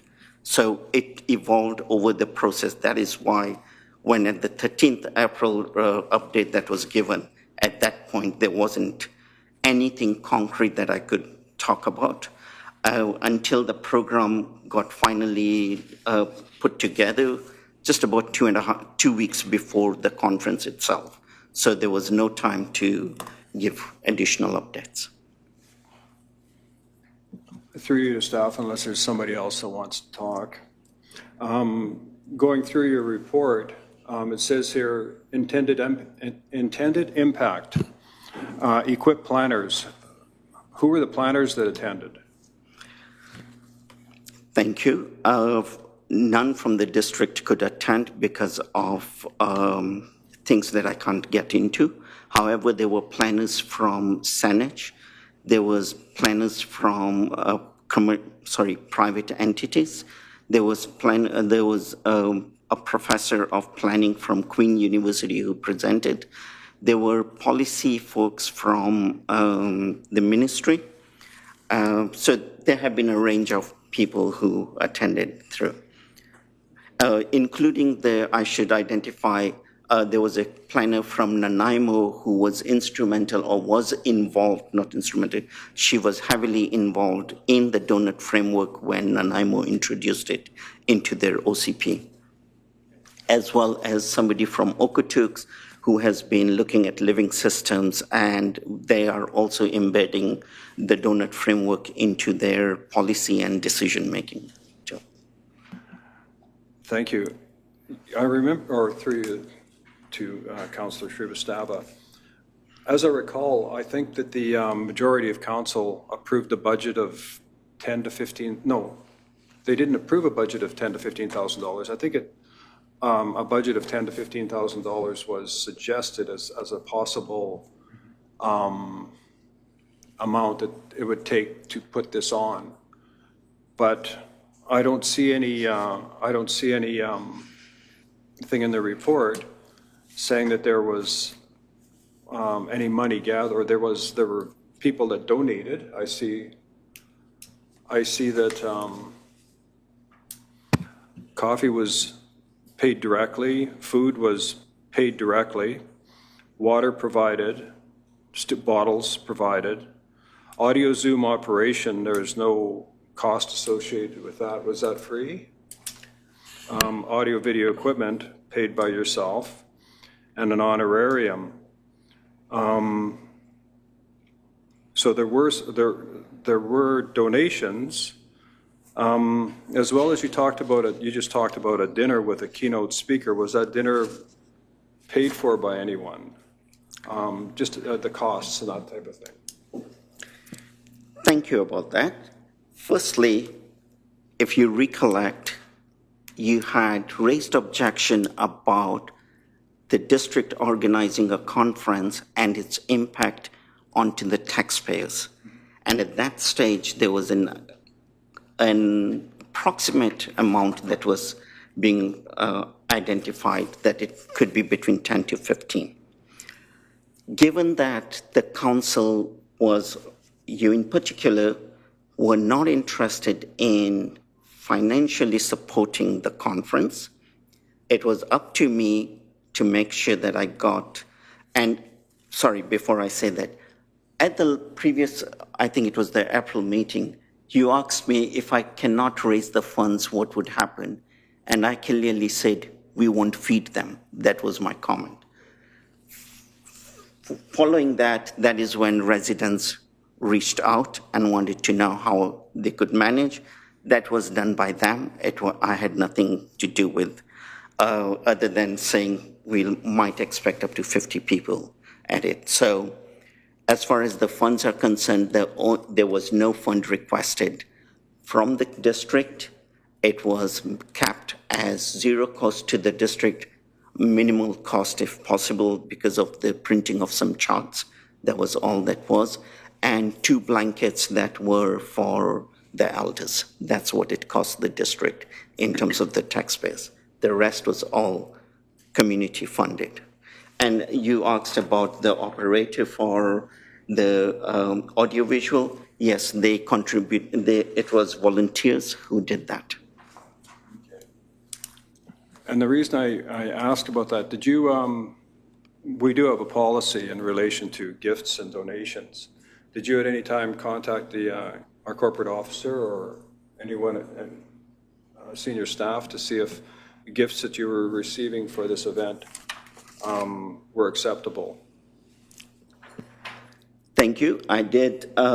In terms of the work plan, there was an allocation done to different responsibilities, and in there was the option of getting sponsorship. At that point, I was told that the staff would not be able to help with the sponsorship. However, we did endorse that I could go and seek sponsorship. So that's where my clue was, that I could get sponsorship. In terms of reaching out to to specific senior staff or corporate officer to find out who, what, and where can be done, I had not done that.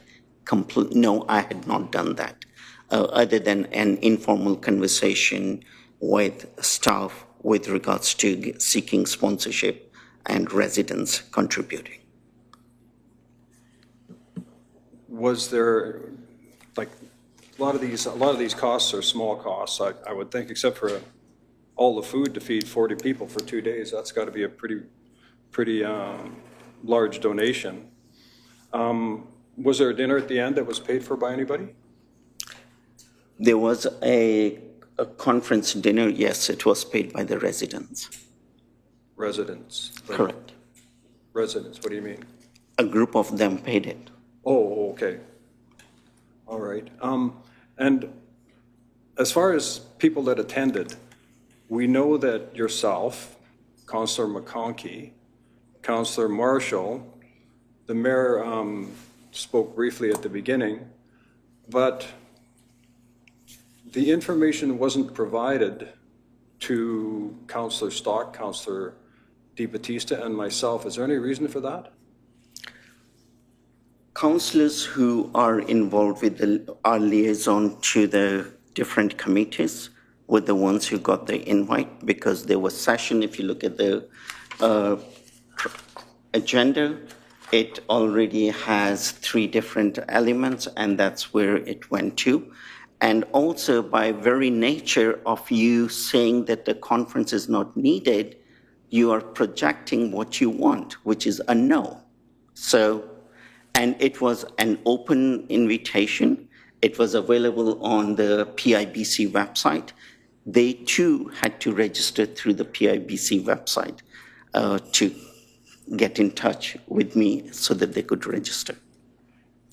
And Elizabeth May registered on the website, did she? Yes, she did.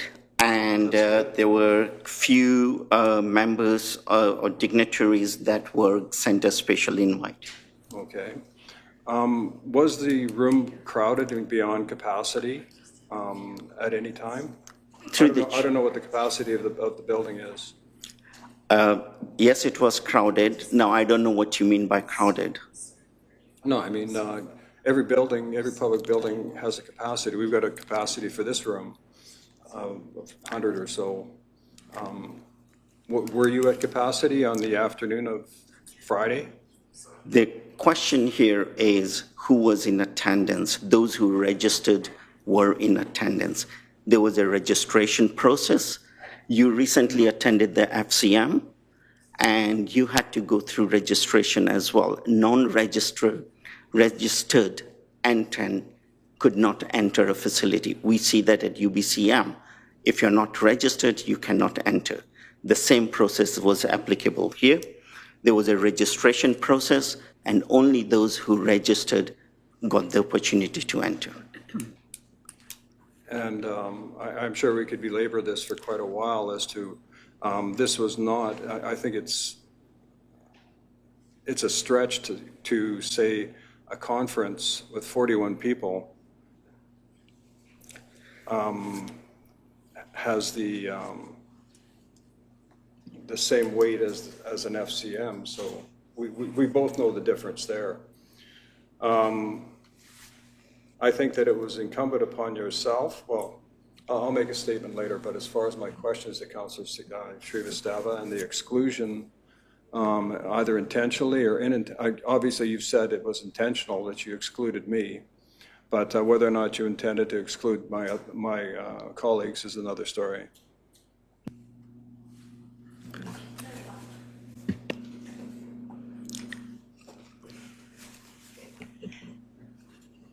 If other staff have, if other councillors have questions. Chair, I just wanted to make a few comments, if I may, about the conference. And I guess you could say my comments are they're more general and at the sort of 35,000 foot level, because both myself and Councillor McClintock and Councillor Di Battista had asked many questions at the council meetings prior to the conference being held on May 20th. We wanted to know, where it would be held, who would be going, if there was a budget, and when it would be. And I can honestly tell you that in all of those W questions, when, where, who, I didn't know the answers. I didn't know that it was going to be held on May 20th. I didn't know it was going to be in that white building on the Plant Health Center lands. I didn't know who would be in attendance, and I certainly didn't know that you'd changed the title. And I understand why. I've read your report. I think your report on it is really great. So I've read your report. I understand why you changed the title, but for me, I don't think it was possible without knowing that to find out where it was or when or who was going. So I just think that if we're going to do things like this in the future, in the interest of good governance, and good governance means that all members of council would be informed of these very basic issues, if you like, or very basic information. Because without that, there's no good governance, there's no inclusion of the whole of council, and there's no fairness and equity. And part of being elected officials and being a council is we're supposed to be working as a team, which I won't comment on, but we're supposed to be working as a team. We're supposed to be thinking all the time about good governance and inclusion and transparency. And in many cases, this is only one of them, this has not been our case for whatever reason as a council. And the thing that I really have marked here, you can see my markings, is on your page 2 of your report, where you talk about hundreds of hours of research, writing, and communication went into creating the draft conference program, which was circulated to the conference committee. But we never saw it on council. And I think if we're going to do this you know how we always do lessons learned, if we're going to do something like this in the future, because it's council who's involved, you were so involved, you did so much work, so did the mayor and I'm not sure of the, you know, exactly the roles of councillors McConkey and Marshall, but obviously they've worked on it as well. And, you know, I never saw the conference agenda or anything either. So I just think that it's part of working together as a team, as a council, that everyone should know. Anyway, and I think that it wasn't very good that we had no knowledge of any of these important issues related to this conference. So thank you. And as I said, I thought your report was really good. And anyway, thank you. Thank you very much for that. The January 12th meeting, late council agenda item, late item was included, which called it as the Living Systems Beyond Growth. It had the date updates on the May 21st and 22nd. In December, when we initially had it, it was May 14th, 15th, or 21, 22nd, because we were waiting to get the keynote speaker to confirm their dates. That's the reason why it shifted to the later part of the May. So the name change was already given in there. At that point, we were not, and in there, the program, the broader sense of the preamble of the conference and the program was laid out. That was given. Thereafter, the staff members contacted the Peer Planning Institute to see if it could be uploaded onto their website. That is what took time until it came up. It actually happened after the April meeting that it went online. So that's where I would answer that statement. I guess basically, well, sort of in conclusion, I have a lot of questions as to why, but they probably won't be answered. What I do would like to know, speaking for the public, speaking for our 12,000 plus people, what did they benefit from this? And when can they expect an explanation as to how this benefited them, if it did at all?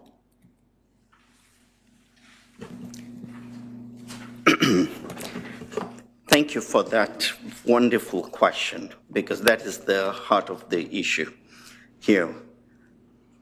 The OCP is only a part of what we want to do.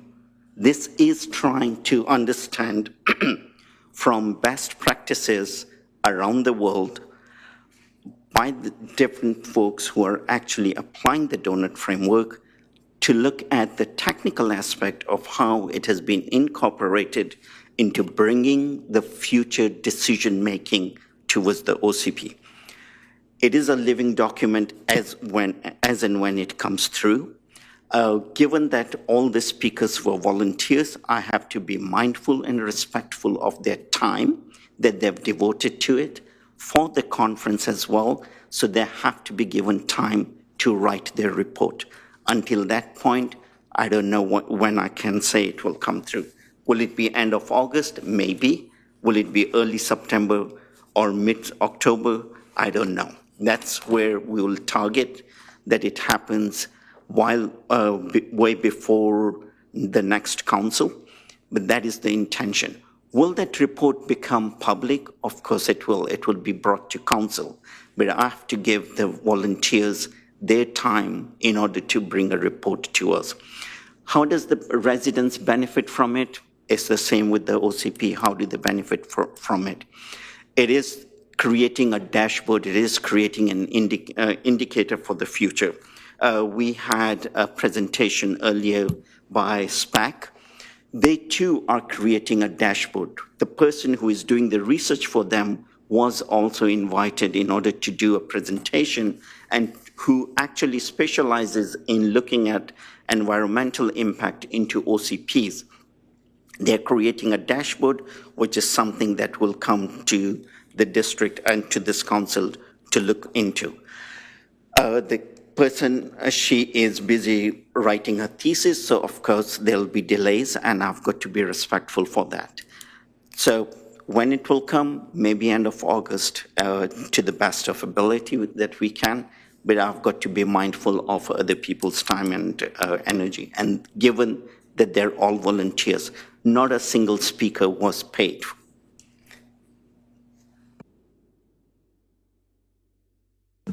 Thank you. I could probably belabor it. I just hope that key performance indicators, how they apply to the district of North Saanich, was the key objective of this conference. It sounds as though it excluded so many people and included an elite few. That's what I'm looking at here. Thank you, Chair. Well, it doesn't exclude anyone. This is a function of finding out people who have the skills, who have the knowledge, and who have been translating those work. If you were to go to a consultant to do the job, translating your OCP into indicators, you would have no idea of the background technical knowledge and information that goes into it. Here, we're trying to do the same process. Instead of getting a consultant, we're getting volunteers with experience and expertise to contribute towards the changes that may or may not take place. Is this a project that you will get a final product saying that we'll only be measuring 20 indicators? No. It might only be 5 indicators for now, given that the request, what the district's needs are absolutely different. Every place has got different needs. The application of the framework, the donut framework, in everywhere it has been applied is absolutely different. What has been applied in Amsterdam is not the same as what has been applied in Brussels. What Brussels has done is probably the best that I can think of, where they actually have a back engine of 50 employees who look at every single application that comes through the district and analyzes it through the framework of the donut economic framework. In addition, looking at the carbon footprint and then making a decision, do you go forward with it or not? So if you're talking about wanting to bring in KPIs, we actually need to give more resources and staff that has the ability to do that. Hopefully over the next few years, we will be able to get the staff involved in more detailed aspect of it. So when, how, where are all open questions. Is it a fixed idea? No, it is not. It's a living document. The district also is looking at the natural asset inventory, which will enhance with regards to the SPAC's presentation when we have their dashboard and we have the natural asset inventory with the, so all those factors will have to come into play. So is it exclusionary? No. Is it technical and specific? Absolutely. Thank you.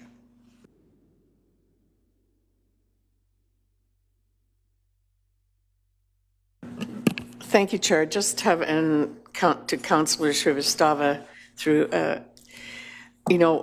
I understand what you're saying, but I still come back to the principle of working together. You could have phoned me, emailed me, the same with Councillor McClintock. We have each other's personal cell phone numbers. I still think that when you leave people out, and you don't include them, maybe I wouldn't have been able to come to the conference. But it's that old maxim, but at least you would have said to me, hey, Celia, we've changed the dates. It's at the white building on East Saanich Road. It's this many people are coming and, do you want to sign up or not? That's really the principle I'm talking about, and that a select group of councillors cannot decide for all of council, that something's going to go ahead, and they're the only ones participating in this work for the district, because this is work for the district. So that means all council should participate, not just a select few. So that's the principle, if you like, or the ethical and moral and principled stance that I'm taking with regard to this. And I think that it's something that as a council, we haven't paid enough attention to over the last 3.5 years, and not just in this issue, but many others. Anyway, thank you, Councillor Srivastava. Through the chair, thank you for your comment, and I agree that the council should work together. And that's a question that I would leave you with as well. So if you do want to highlight the issue of council working together, it's not one person's effort that should be accounted. It has to be everyone standing up towards it and going beyond their own personal agendas. So at this point, I would like to just say I will not dignify any personal statement on that. Thank you.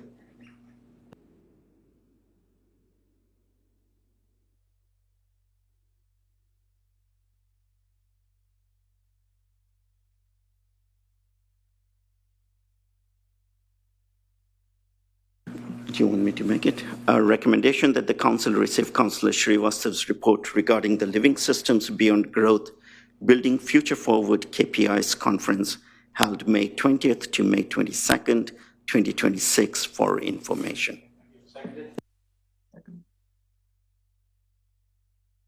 I'll second.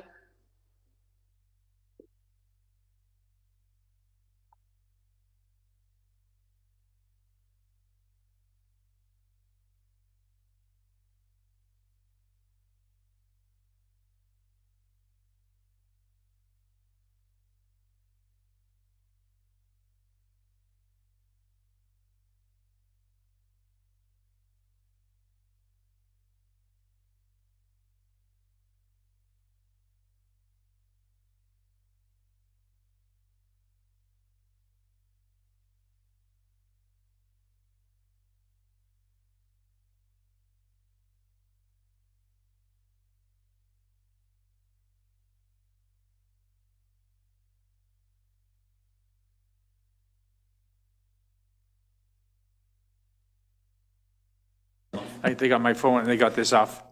My apologies. Still not sure why I was asked to turn it off.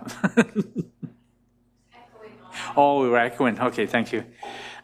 So, again, I motioned. Councillor McConkey, you seconded? Okay, thank you. Any further questions, comments? I see none. Those in favour? Unanimous. Unfortunately, Councillor Di Battista had to leave for the SPAC, which is item 2 and 3. I'll ask staff just in case they've got any update on that. Nope, that's right. So I look for a motion based on the recommendation for item 2 and, yep, I think it's just item 2 and item 3. Councillor McConkey? Nope. Certainly, I'll make the motion. Okay, thank you. Seconded? Councillor, excuse me, Councillor Stock, and I guess that's as read. Yes, that's read. Yeah, questions, comments? I see none. Those in favour? Opposed? Unanimous? We move right on to item 9, which is bylaws, and the first one is enforcement bylaw number 1589. Staff, anything to add? I see nothing, so I look for a motion based on the recommendation. Councillor. Recommendation that the District of North Saanich bylaw notice enforcement bylaw number 1589, 2026, be adopted. Thank you very much. Seconded. Councillor Stark. Any questions, comments? None. Those in favour? Opposed? Unanimous. Move on to item B. Councillor Sanjeev, if you want to. Sure, I'll do that. The District of North Saanich mail ballot authorization procedure bylaw number 1603, open brackets 2026, close bracket, be adopted. Thank you very much. Seconded. Councillor Stark. Questions, comments? None. Those in favour? Unanimous. Move on to item C.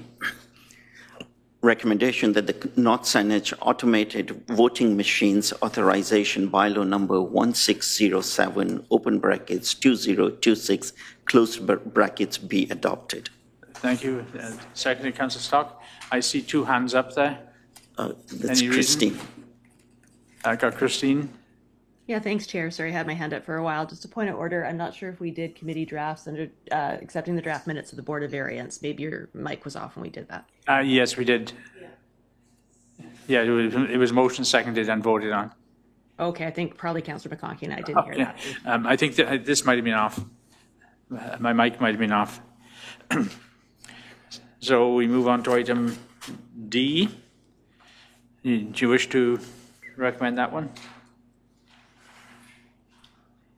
I'll read it out just for recommendation that the District of North Saanich Secondary Suite permit number 1244, 2010, repeal bylaw number 1596, 2026, be adopted. Okay, thank you. Seconded. Councillor Stark. Questions, comments? I see none. Those in favour? Looks like opposed. No, unanimous. Sir, there's a comment sorry, from staff. Through the chair, thank you. Under committee reports, the SPAC recommendations, was it council's intention to adopt the recommendations?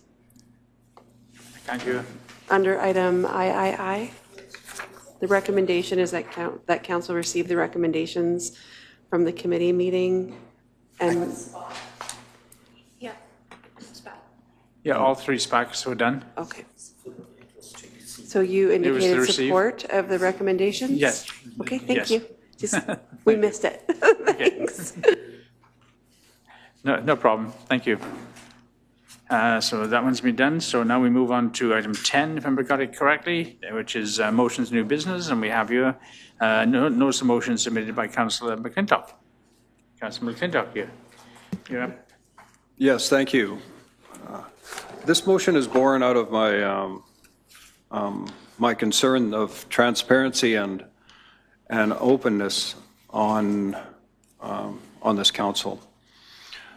I'll just make the recommendation that the mayor, the working group, Councillor Shrivastava, and any other member of council involved in the proposed senior center initiative report to council at the regular meeting of June 29, 2026 on the proposed senior center and service model, including all discussions, correspondence, consultations, and any expressed or implied commitments made to community groups, organizations, property owners, funding partners, or other stakeholders, and that council review and consider this information before any further commitments or decisions or actions are made in relation to the initiative, and further, that council be briefed every 2 weeks on all matters concerning this initiative.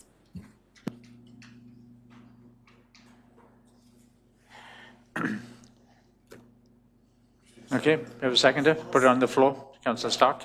Okay, it's on the floor. Do you wish to motivate? I'm looking around the council table, and I doubt if I can motivate, but I can speak to it. This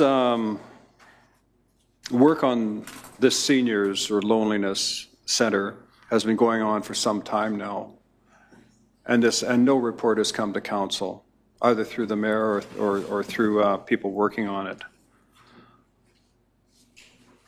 This matter of being kept in the dark until the people that are working on this decide it's appropriate, I don't think is workable. I think myself and the community deserves better. I believe the community has been asking, well, I know that the community has been asking questions continually about this particular project, and the answers are the same. I don't know. Nobody's told us. I'm not working on it, and the people that are working on it aren't disclosing any information. I would just like to see some transparency, some information come forward to council and to the public as to what this is all about even. They haven't even gone down that road. And I believe that the public deserves better.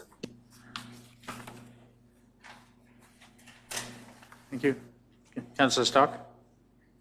Well, yes, this is another issue, like the one we just discussed previously with regard to the conference, where we have had reports from Councillor Shrivastava, but he has been the only one working on this singularly, I think. I don't know who else has been, but, and that's fine, but it would be a good thing for all of us on council to know. So, you know, are we going to lease the building? I think that was what Councillor Shrivastava had suggested. Does the Canadian Food Inspection Agency and Department of Agriculture want to lease it to us? I think so, because there was a letter addressed to Councillor Shrivastava that they were considering it. So how long would the lease be for? When? What would people do there? I know I'm a member of the Canadian Federation of University Women, and I'm quite active in that group, and I know that we do not sponsor activities. That's not our role. Our role is to encourage the education of young women and girls past high school. And we do it through all kinds of activities, but not coordinating seniors events or seniors groups or seniors bridge or seniors chair yoga or whatever. But apparently some people have reported to me from my organization that there have been singular meetings with them by Councillor Shrivastava about this, which is fine. He can meet with whomever he wants to, but I don't know if he has the authority to meet with them, to ask them to conduct activities in a center that the rest of council isn't really sure that we're renting or not. So it's all about disclosure. It's all about governance. It's all about inclusion and transparency, as Councillor McClintock said. So anyway, it's, that's it. Thank you. Councillors, questions, comments? Councillor Marshall? Just, I guess, Chair, I'm not sure if you can answer this, just for clarification, for my clarification, and I could be wrong or confused, but I thought the negotiation of, I think you said leasing the building, I thought that was all still in-camera information. Staff? You want to get involved? Through the chair, that information had not been risen and reported. Did that help, Councillor Marshall? Yes, thank you. Thank you. Councillor McClintock? Yes, thank you. As far as issues relating to a premises are concerned, I brought that up at an open council meeting, that the details may not have been provided. However, the generality was that the community was well aware what was in mind, where it would take place, and it was already public knowledge. And that was back when I first brought this forward and exposed that there had been information coming out of council that the public knew that wasn't authorized. Thank you. If I may add, Chair, I knew from the public, members of the organization I belong to, the CFUW, were the people who came to me. I hadn't said a word about anything to anybody. And they came and they said, what's this about you guys renting and we're going to do, they want us to do this and that. I said, I don't know anything about it. And so it's not something that the public is not, some residents are already aware of this. Councillor McConkey? Thank you, Chair. And through the Chair, I was just going to ask basically the same question as Council Marshall, but thank you to staff for answering that the information regarding the lease has not been risen and reported on. So thank you very much for the clarification. Yeah, thank you.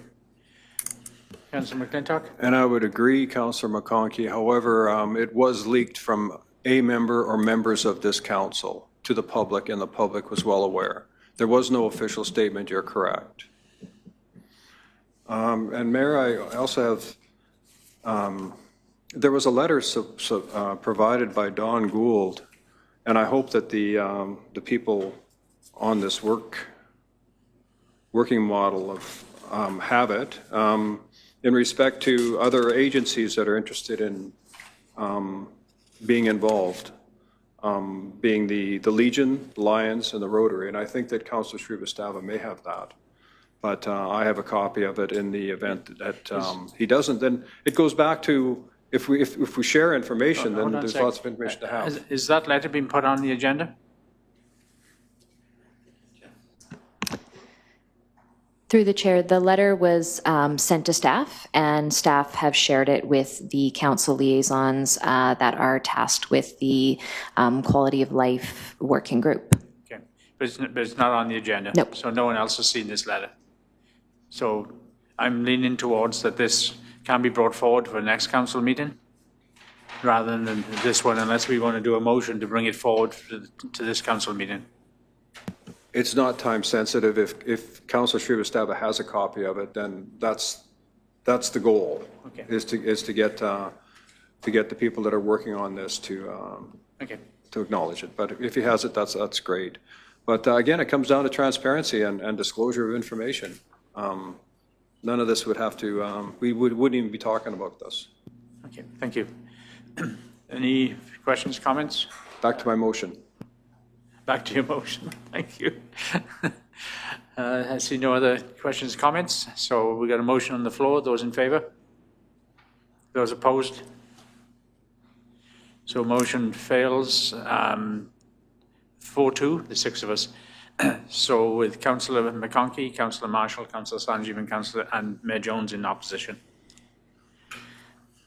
So we move right on to correspondence, and the first one is from B. Mackenzie. It's regarding STR regulations. I think Mr. Mackenzie spoke earlier today. So again, Council, any questions, comments?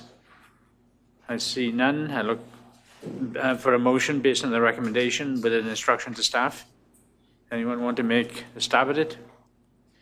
Okay, I'll make a stab at it. A motion that we received correspondence dated May 26, 2026 from B. Mackenzie with the subject line STR regulations, and direct staff to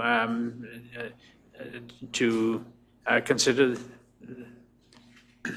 what was discussed and to bring forward to council at a later date. Seconded? Yes. Councillor Stock, any questions, comments? See none. Those in favour? Unanimous.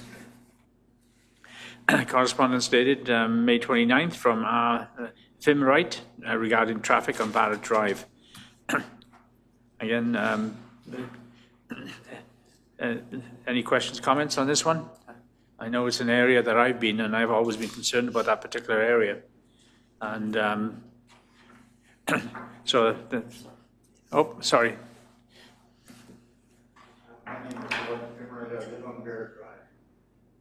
This letter. I have a very great concern about the traffic situation on the lower end of Barrett, and I've outlined it in the letter, which I hope council members have had a chance to read. I do not think that any of you could understand the situation that prevails there unless you come and take a look at it in person. The problem is that the portion of Barrett Drive that is in Dean Park Estates, the newer part, is 10 feet narrower than it is down 10 feet wider than it is down at the lower end of Barrett. Furthermore, there are no sidewalks. There's a lot of overhanging brush. There are a great many pedestrians, both senior people going to work and students. And not very many of them understand that it's better to walk facing traffic than it is walking with the traffic, where you're harder, you can't be seen. We need to get sidewalks. There was a proposal years ago to put in sidewalks there, but only to have those people on that lower few houses pay for it, which doesn't make sense at all. It was everyone above was using it. There's a gradient problem in that if you come off East Saanich Road and see the 30K per kilometers per hour sign, you're going uphill, so you're going to accelerate a little bit. When you get to the top, if you're going 30K, which very few are, and you turn the corner around onto Barrett and start downhill, the only way you can maintain that speed is by hitting your brakes. And unfortunately, a great many people are hitting their accelerator instead. So my concern, and that of many of my neighbors, is that we need to have a traffic calming device to ensure that people don't go screaming down there at 60 and 70. And that includes the BC Transit buses and the school buses. They have been observed at very high speeds there. There's been a pet killed. So far, there's been no person injured or killed, but there will be unless something is done. I urge council members, come down, have a look. My address is on the letter. I'm a retired guy. I'm home. I'll be glad to show you what's happening there. You wouldn't tolerate it in your neighborhood, and my neighbors and I don't intend to tolerate it in our neighborhood. We need some eyes of council on what's happening down there. It's not good. Thank you for your time. Thank you. Comments? Questions? Sanjeev? Through the chair, I know this is not regular process. Am I allowed to ask a question? Sure. To this? Thank you very much for the letter. My question is, you mentioned about traffic calming devices. What do you have in mind? Well, years and years ago, there were speed bumps put on the downhill portion that's right in front of 1910, 1911 across the street. And the people in Dean Park Estates complained enough that those were ground off because they were slowing people down too much. My goodness, can't have that. So what we should have there, I believe, is speed humps like you have on many other North Saanich roads. I think that would definitely slow people down. There are many driveways there where the occupant's only option is to back out onto the street. There's blind driveways. At one time, years ago, there was a stop sign on Barrett as it approached the intersection, the second intersection with Sandover Crescent. That stop sign is long gone. So the traffic coming downhill from the west is naturally accelerating because they're coming downhill. And wow, now there's an uphill portion.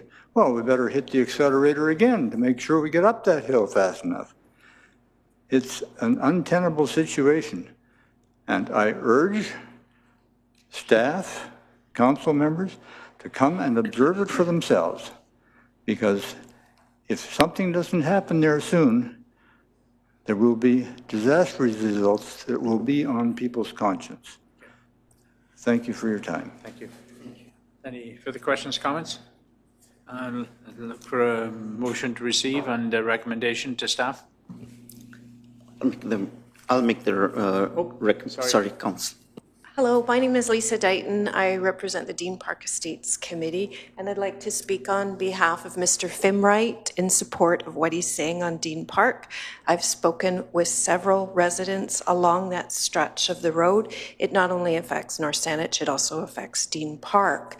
The school bus stops along there, and it's a blind corner, and to speak to the speed, it's in both directions, both east and west. When a school bus has been stopped there with the signs out and the traffic is going 70 to 80 kilometers an hour, it's a blind corner, and the children in the bus, it doesn't stop. The traffic doesn't stop for that. Parents have to go and actually get their children and ensure that the traffic stops.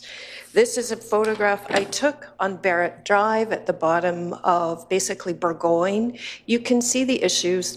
There's typically cars parked on this side as well. This bus is well out into the road.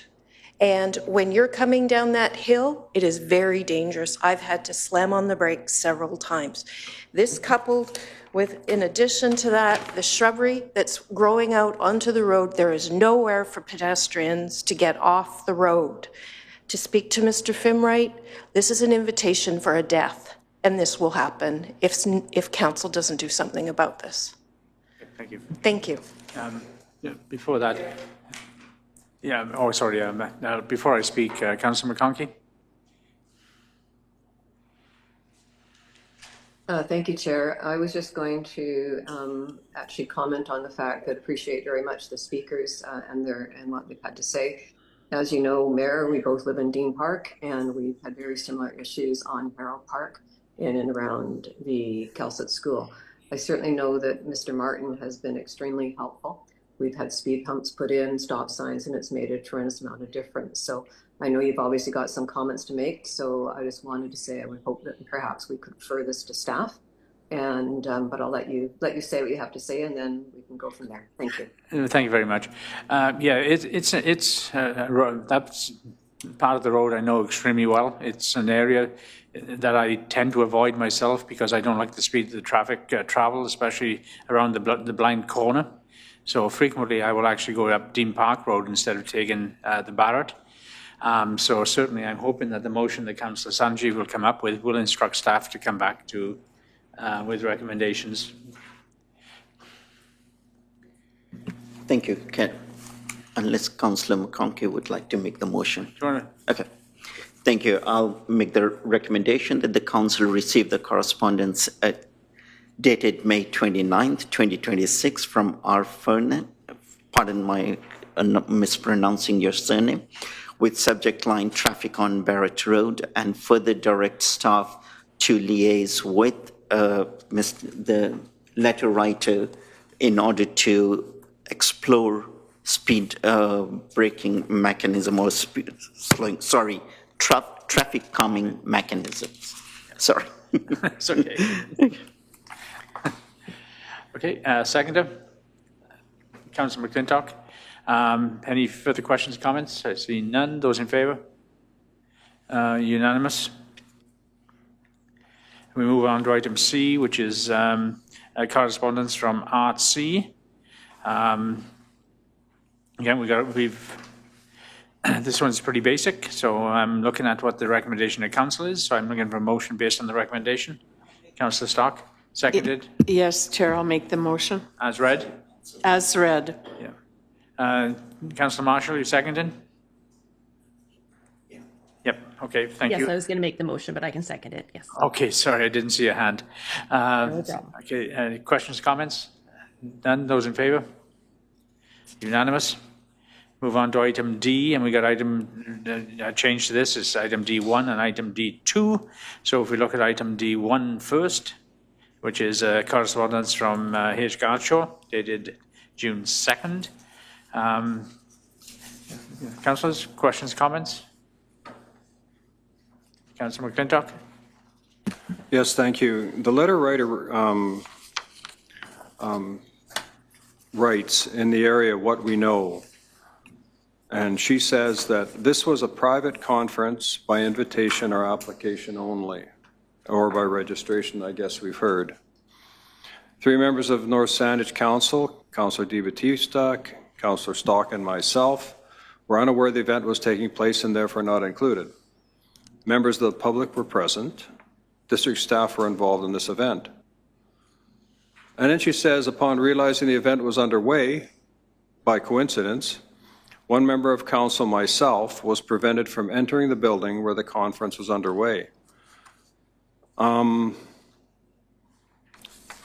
Shrivastava has said that it's by registered guests only, comparing it to FCM, where there are thousands of attendees and dozens of events. What were the instructions given to the people that were guarding, or that were working the door? I'm asking on Councillor Gartshaw's behalf. Were there any instructions given to the people at the door as far as, were there tickets, or were there armbands, or were there hands stamped? Was were the door people just told not to let certain people in?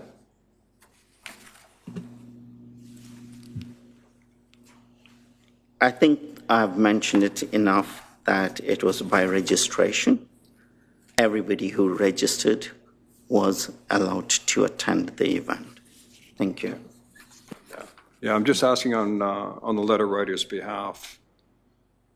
The only issue that becomes there is that, like, for instance, I can't comment because it was not there, and I don't think any other councillors were there. Through the chair, it's quite evident that this was a registered event. Whenever conferences are registered, only those who are registered are allowed to attend. As simple as that. Yeah, okay. Thank you. Further question, comment? That was on the first page. Did you want to do them separate, Mayor? Yes, do it. Okay. They can go together. No, we can put them together. Sorry, Okay. Councillor Sanjeev is correct. Move to the second one, because then we can do a consent on both. Unless another councillor has a question, I've got one that says the purpose of how were invitees, participants chosen for the event, and you've explained that, Councillor Shrivastava. She goes on to ask, why weren't more North Saanich residents given the opportunity to participate and contribute, given that we are the ones that are living with the OCP? Can we give her an answer?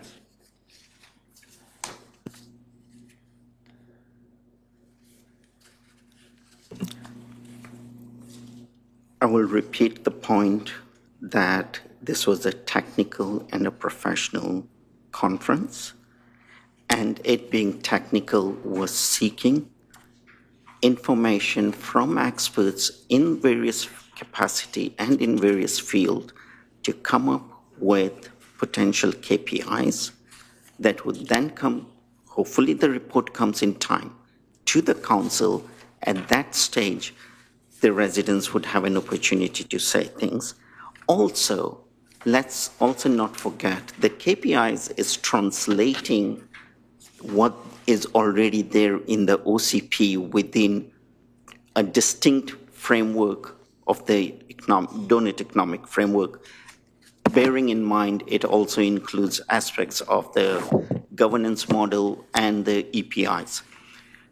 When it's a technical one, you want those who have the experience or are directly involved with it or have been championing the case, working towards contributing to ideas, and bringing back with formulas and equations and whatever is required in order to keep an eye on. That is why it was for professionals and technical. Thank you. Thank you. Just one other question, and I'll be quick. She goes on to say that at any one time, there may have been a quorum of councillors doing council business. Therefore, it requires it to be open to the public and recorded. Was at any time were there 4 people at the event on council? Our comment on that is for a very, very, very. When I made my opening statement, that's the only time when I would have assumed that there were potential for 4 councillors, but I do not know if there was 4 at that point. No, not throughout the conference other than the opening. So if I'd have got in there, that it would have been 4. In any case, I'm not sure what the relevance of this particular issue is with regards to the 4 council members. I am still to see where it actually states that as soon as you have 4 councillors, it's a public meeting. When there are 4 councillors meeting at UBCM for a dinner, does that make it into a public meeting? When they're doing council business, it is. A conference, technical conference regardless, UBCM is a public meeting. Are you saying that when 4 councillors are there, then the public should be meeting them? If you're discussing public business, you have to be very careful when you have a majority.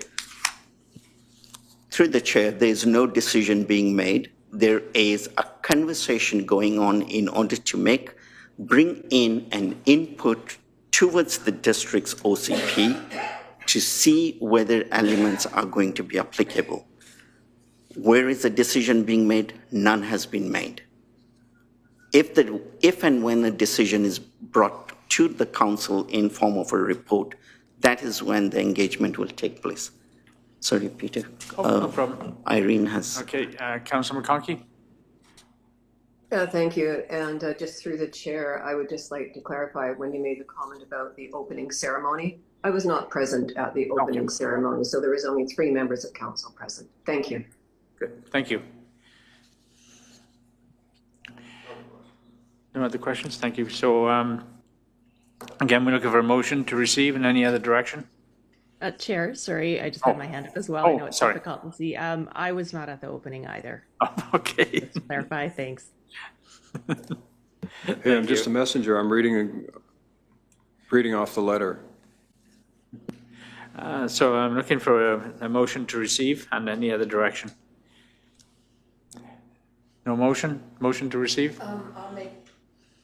I'll make the motion to receive these 2 letters from Ms. Gartshore, and I think it's just a letter to receive.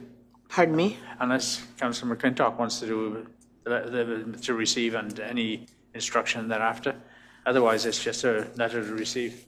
Well, it's difficult to know how to proceed with instructions for staff, right? Yeah, correct. Because staff weren't involved. No. And So just a letter to receive? I guess so. What does Councillor McClintock? Yeah, it would be unfair to turn this over to staff. They weren't there. I think I've asked the questions that were on the letter. Yeah. And if they're listening or if they watch the website or webcast, they'll be able to get the answers to all those. I think that's what she may have been looking for. I'm just guessing. But I think just to receive would be sufficient. Okay, thank you. Yes, okay, so I'll just, instructions then to receive the correspondence. Okay, I'll second it. So any further questions, discussion? I see none. Those in favour? Oh, I saw Christine Marshall. Councillor Marshall, sorry. No worries. Sorry, just to clarify, I missed a bit of that. If you can just tell me, is it to receive and then we will respond? I'm not sure. No. And I just want to clarify, was the letter writer at the conference? I don't know. I think the answer to that Maybe is no. Councillor Shrivastava would probably know. No, the letter writer was not there. Oh, okay, thank you. Okay, so we've had a motion seconded. Any further questions? None. Those in favour? Unanimous. Move right on to item E, which is Cycling Without Age Society regarding expression of gratitude. Anyone? Thank you. I'll make the recommendation that the council receive the correspondence dated June 4th, 2026 from the Cycling Without Age Society regarding expression of gratitude and request for meeting, and further direct staff to arrange a meeting with them. Seconded. Councillor Stark, questions, comments? Seeing none, those in favour? Unanimous. We move on to the late items, which is item 11F, which is from the Paquetton First Nation regarding golf tournament. And before we move forward on this one, I'll ask staff. Staff, they made this request last year. Did we give any donations to them then?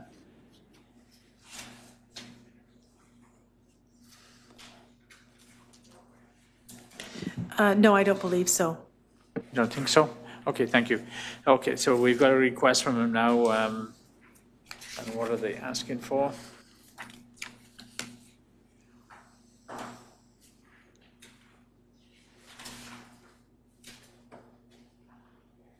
No. They don't seem to be asking for any. Okay, so Councillor Sanjeev, do you want to handle this one? Sure, I can do that. That the council receive the correspondence from the Paquetton First Nation regarding the Canada Day Golf Tournament. Should we request the staff to contact them if they are seeking some? I think they kind of they invite us to support, which generally means cash or prizes.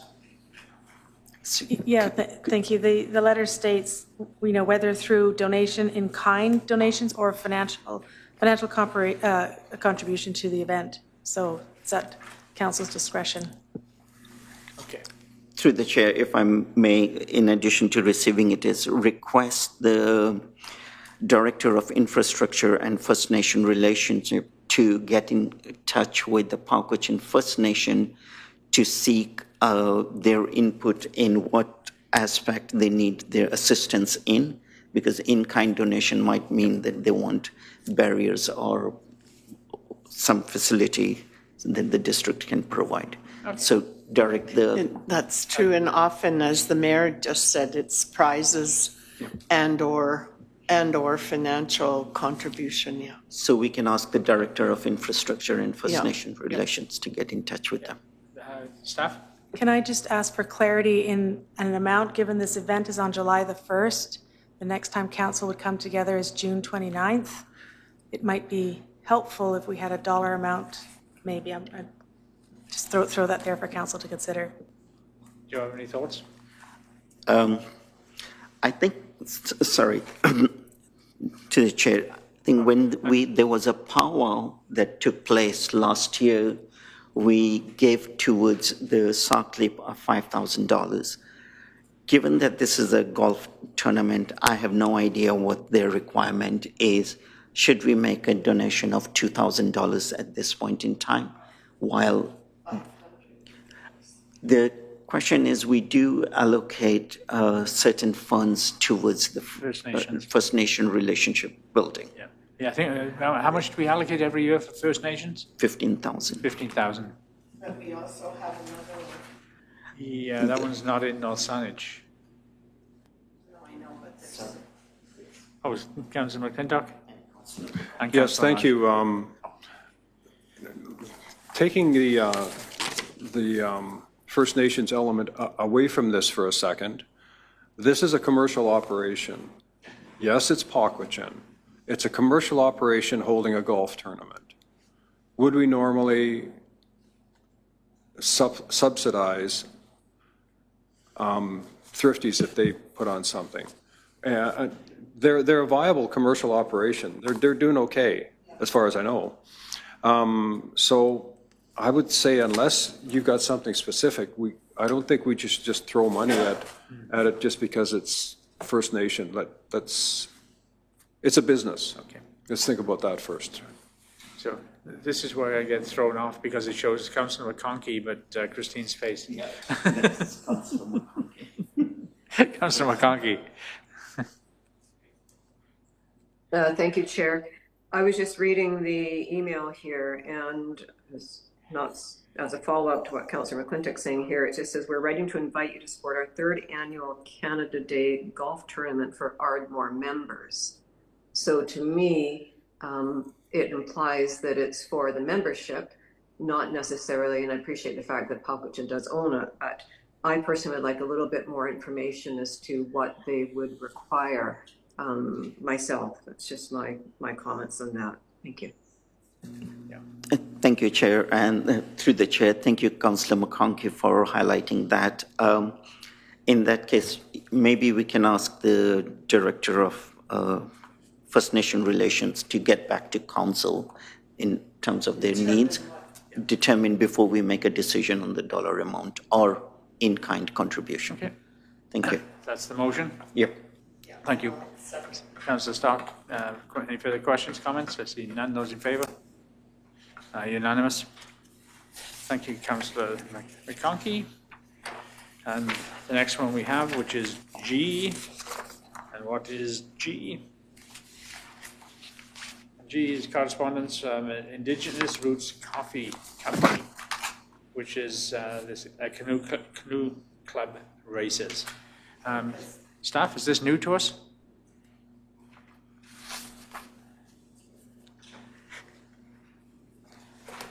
I think we've dealt with this group before.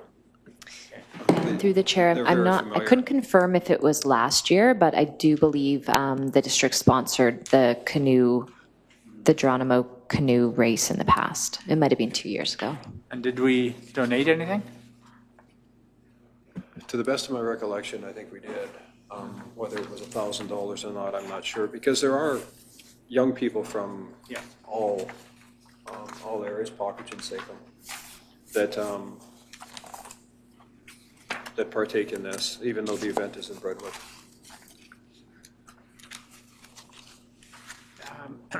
A suggestion, we may have some time on this one. Should we go back to Director of Infrastructure and ask him to reach out?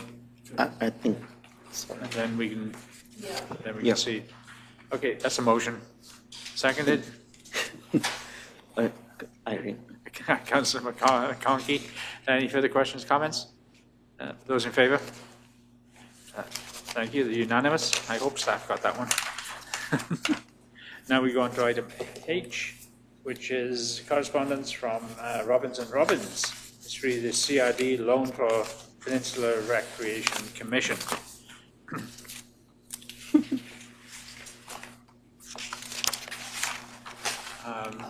Is there a reason why we put that into correspondence rather than information? Not that I'm worried about it, but. And this is all going to change because it's now much less of a square footage, and I think it's only $9 million instead of 14. Yes. So motion just to receive? Yes. At this point? Yep. Because there will be changes. And just to receive. Yeah. Maybe staff could just say, this is changing, and I don't know. Or has changed. I think it's just to receive because there's going to be a next phase of this coming up. Yes, there's going to be a next phase with a much lower cost. Correct. And then you get an opportunity then to perhaps come back further. Motion to receive, Councillor Sanjeev, seconded, Councillor Stock. Any questions, comments? I see none. Those in favour? Unanimous. And I think we move now on to correspondence, Council's resolution information. Look for a consent resolution from items A to J. Councillor Sanjeev, seconded. Okay, so Councillor McConkey before I just turn it. Sorry. That's all right. Questions, comments? I see none. Those in favour? Unanimous. There's no rise in report, so we move directly on to a motion to adjourn. And I was hoping Jack would do that one, but that's okay. Councillor Sanjeev. Second, Councillor McClintock. Those in favour? Unanimous. And we're done for the evening. Thank you, folks.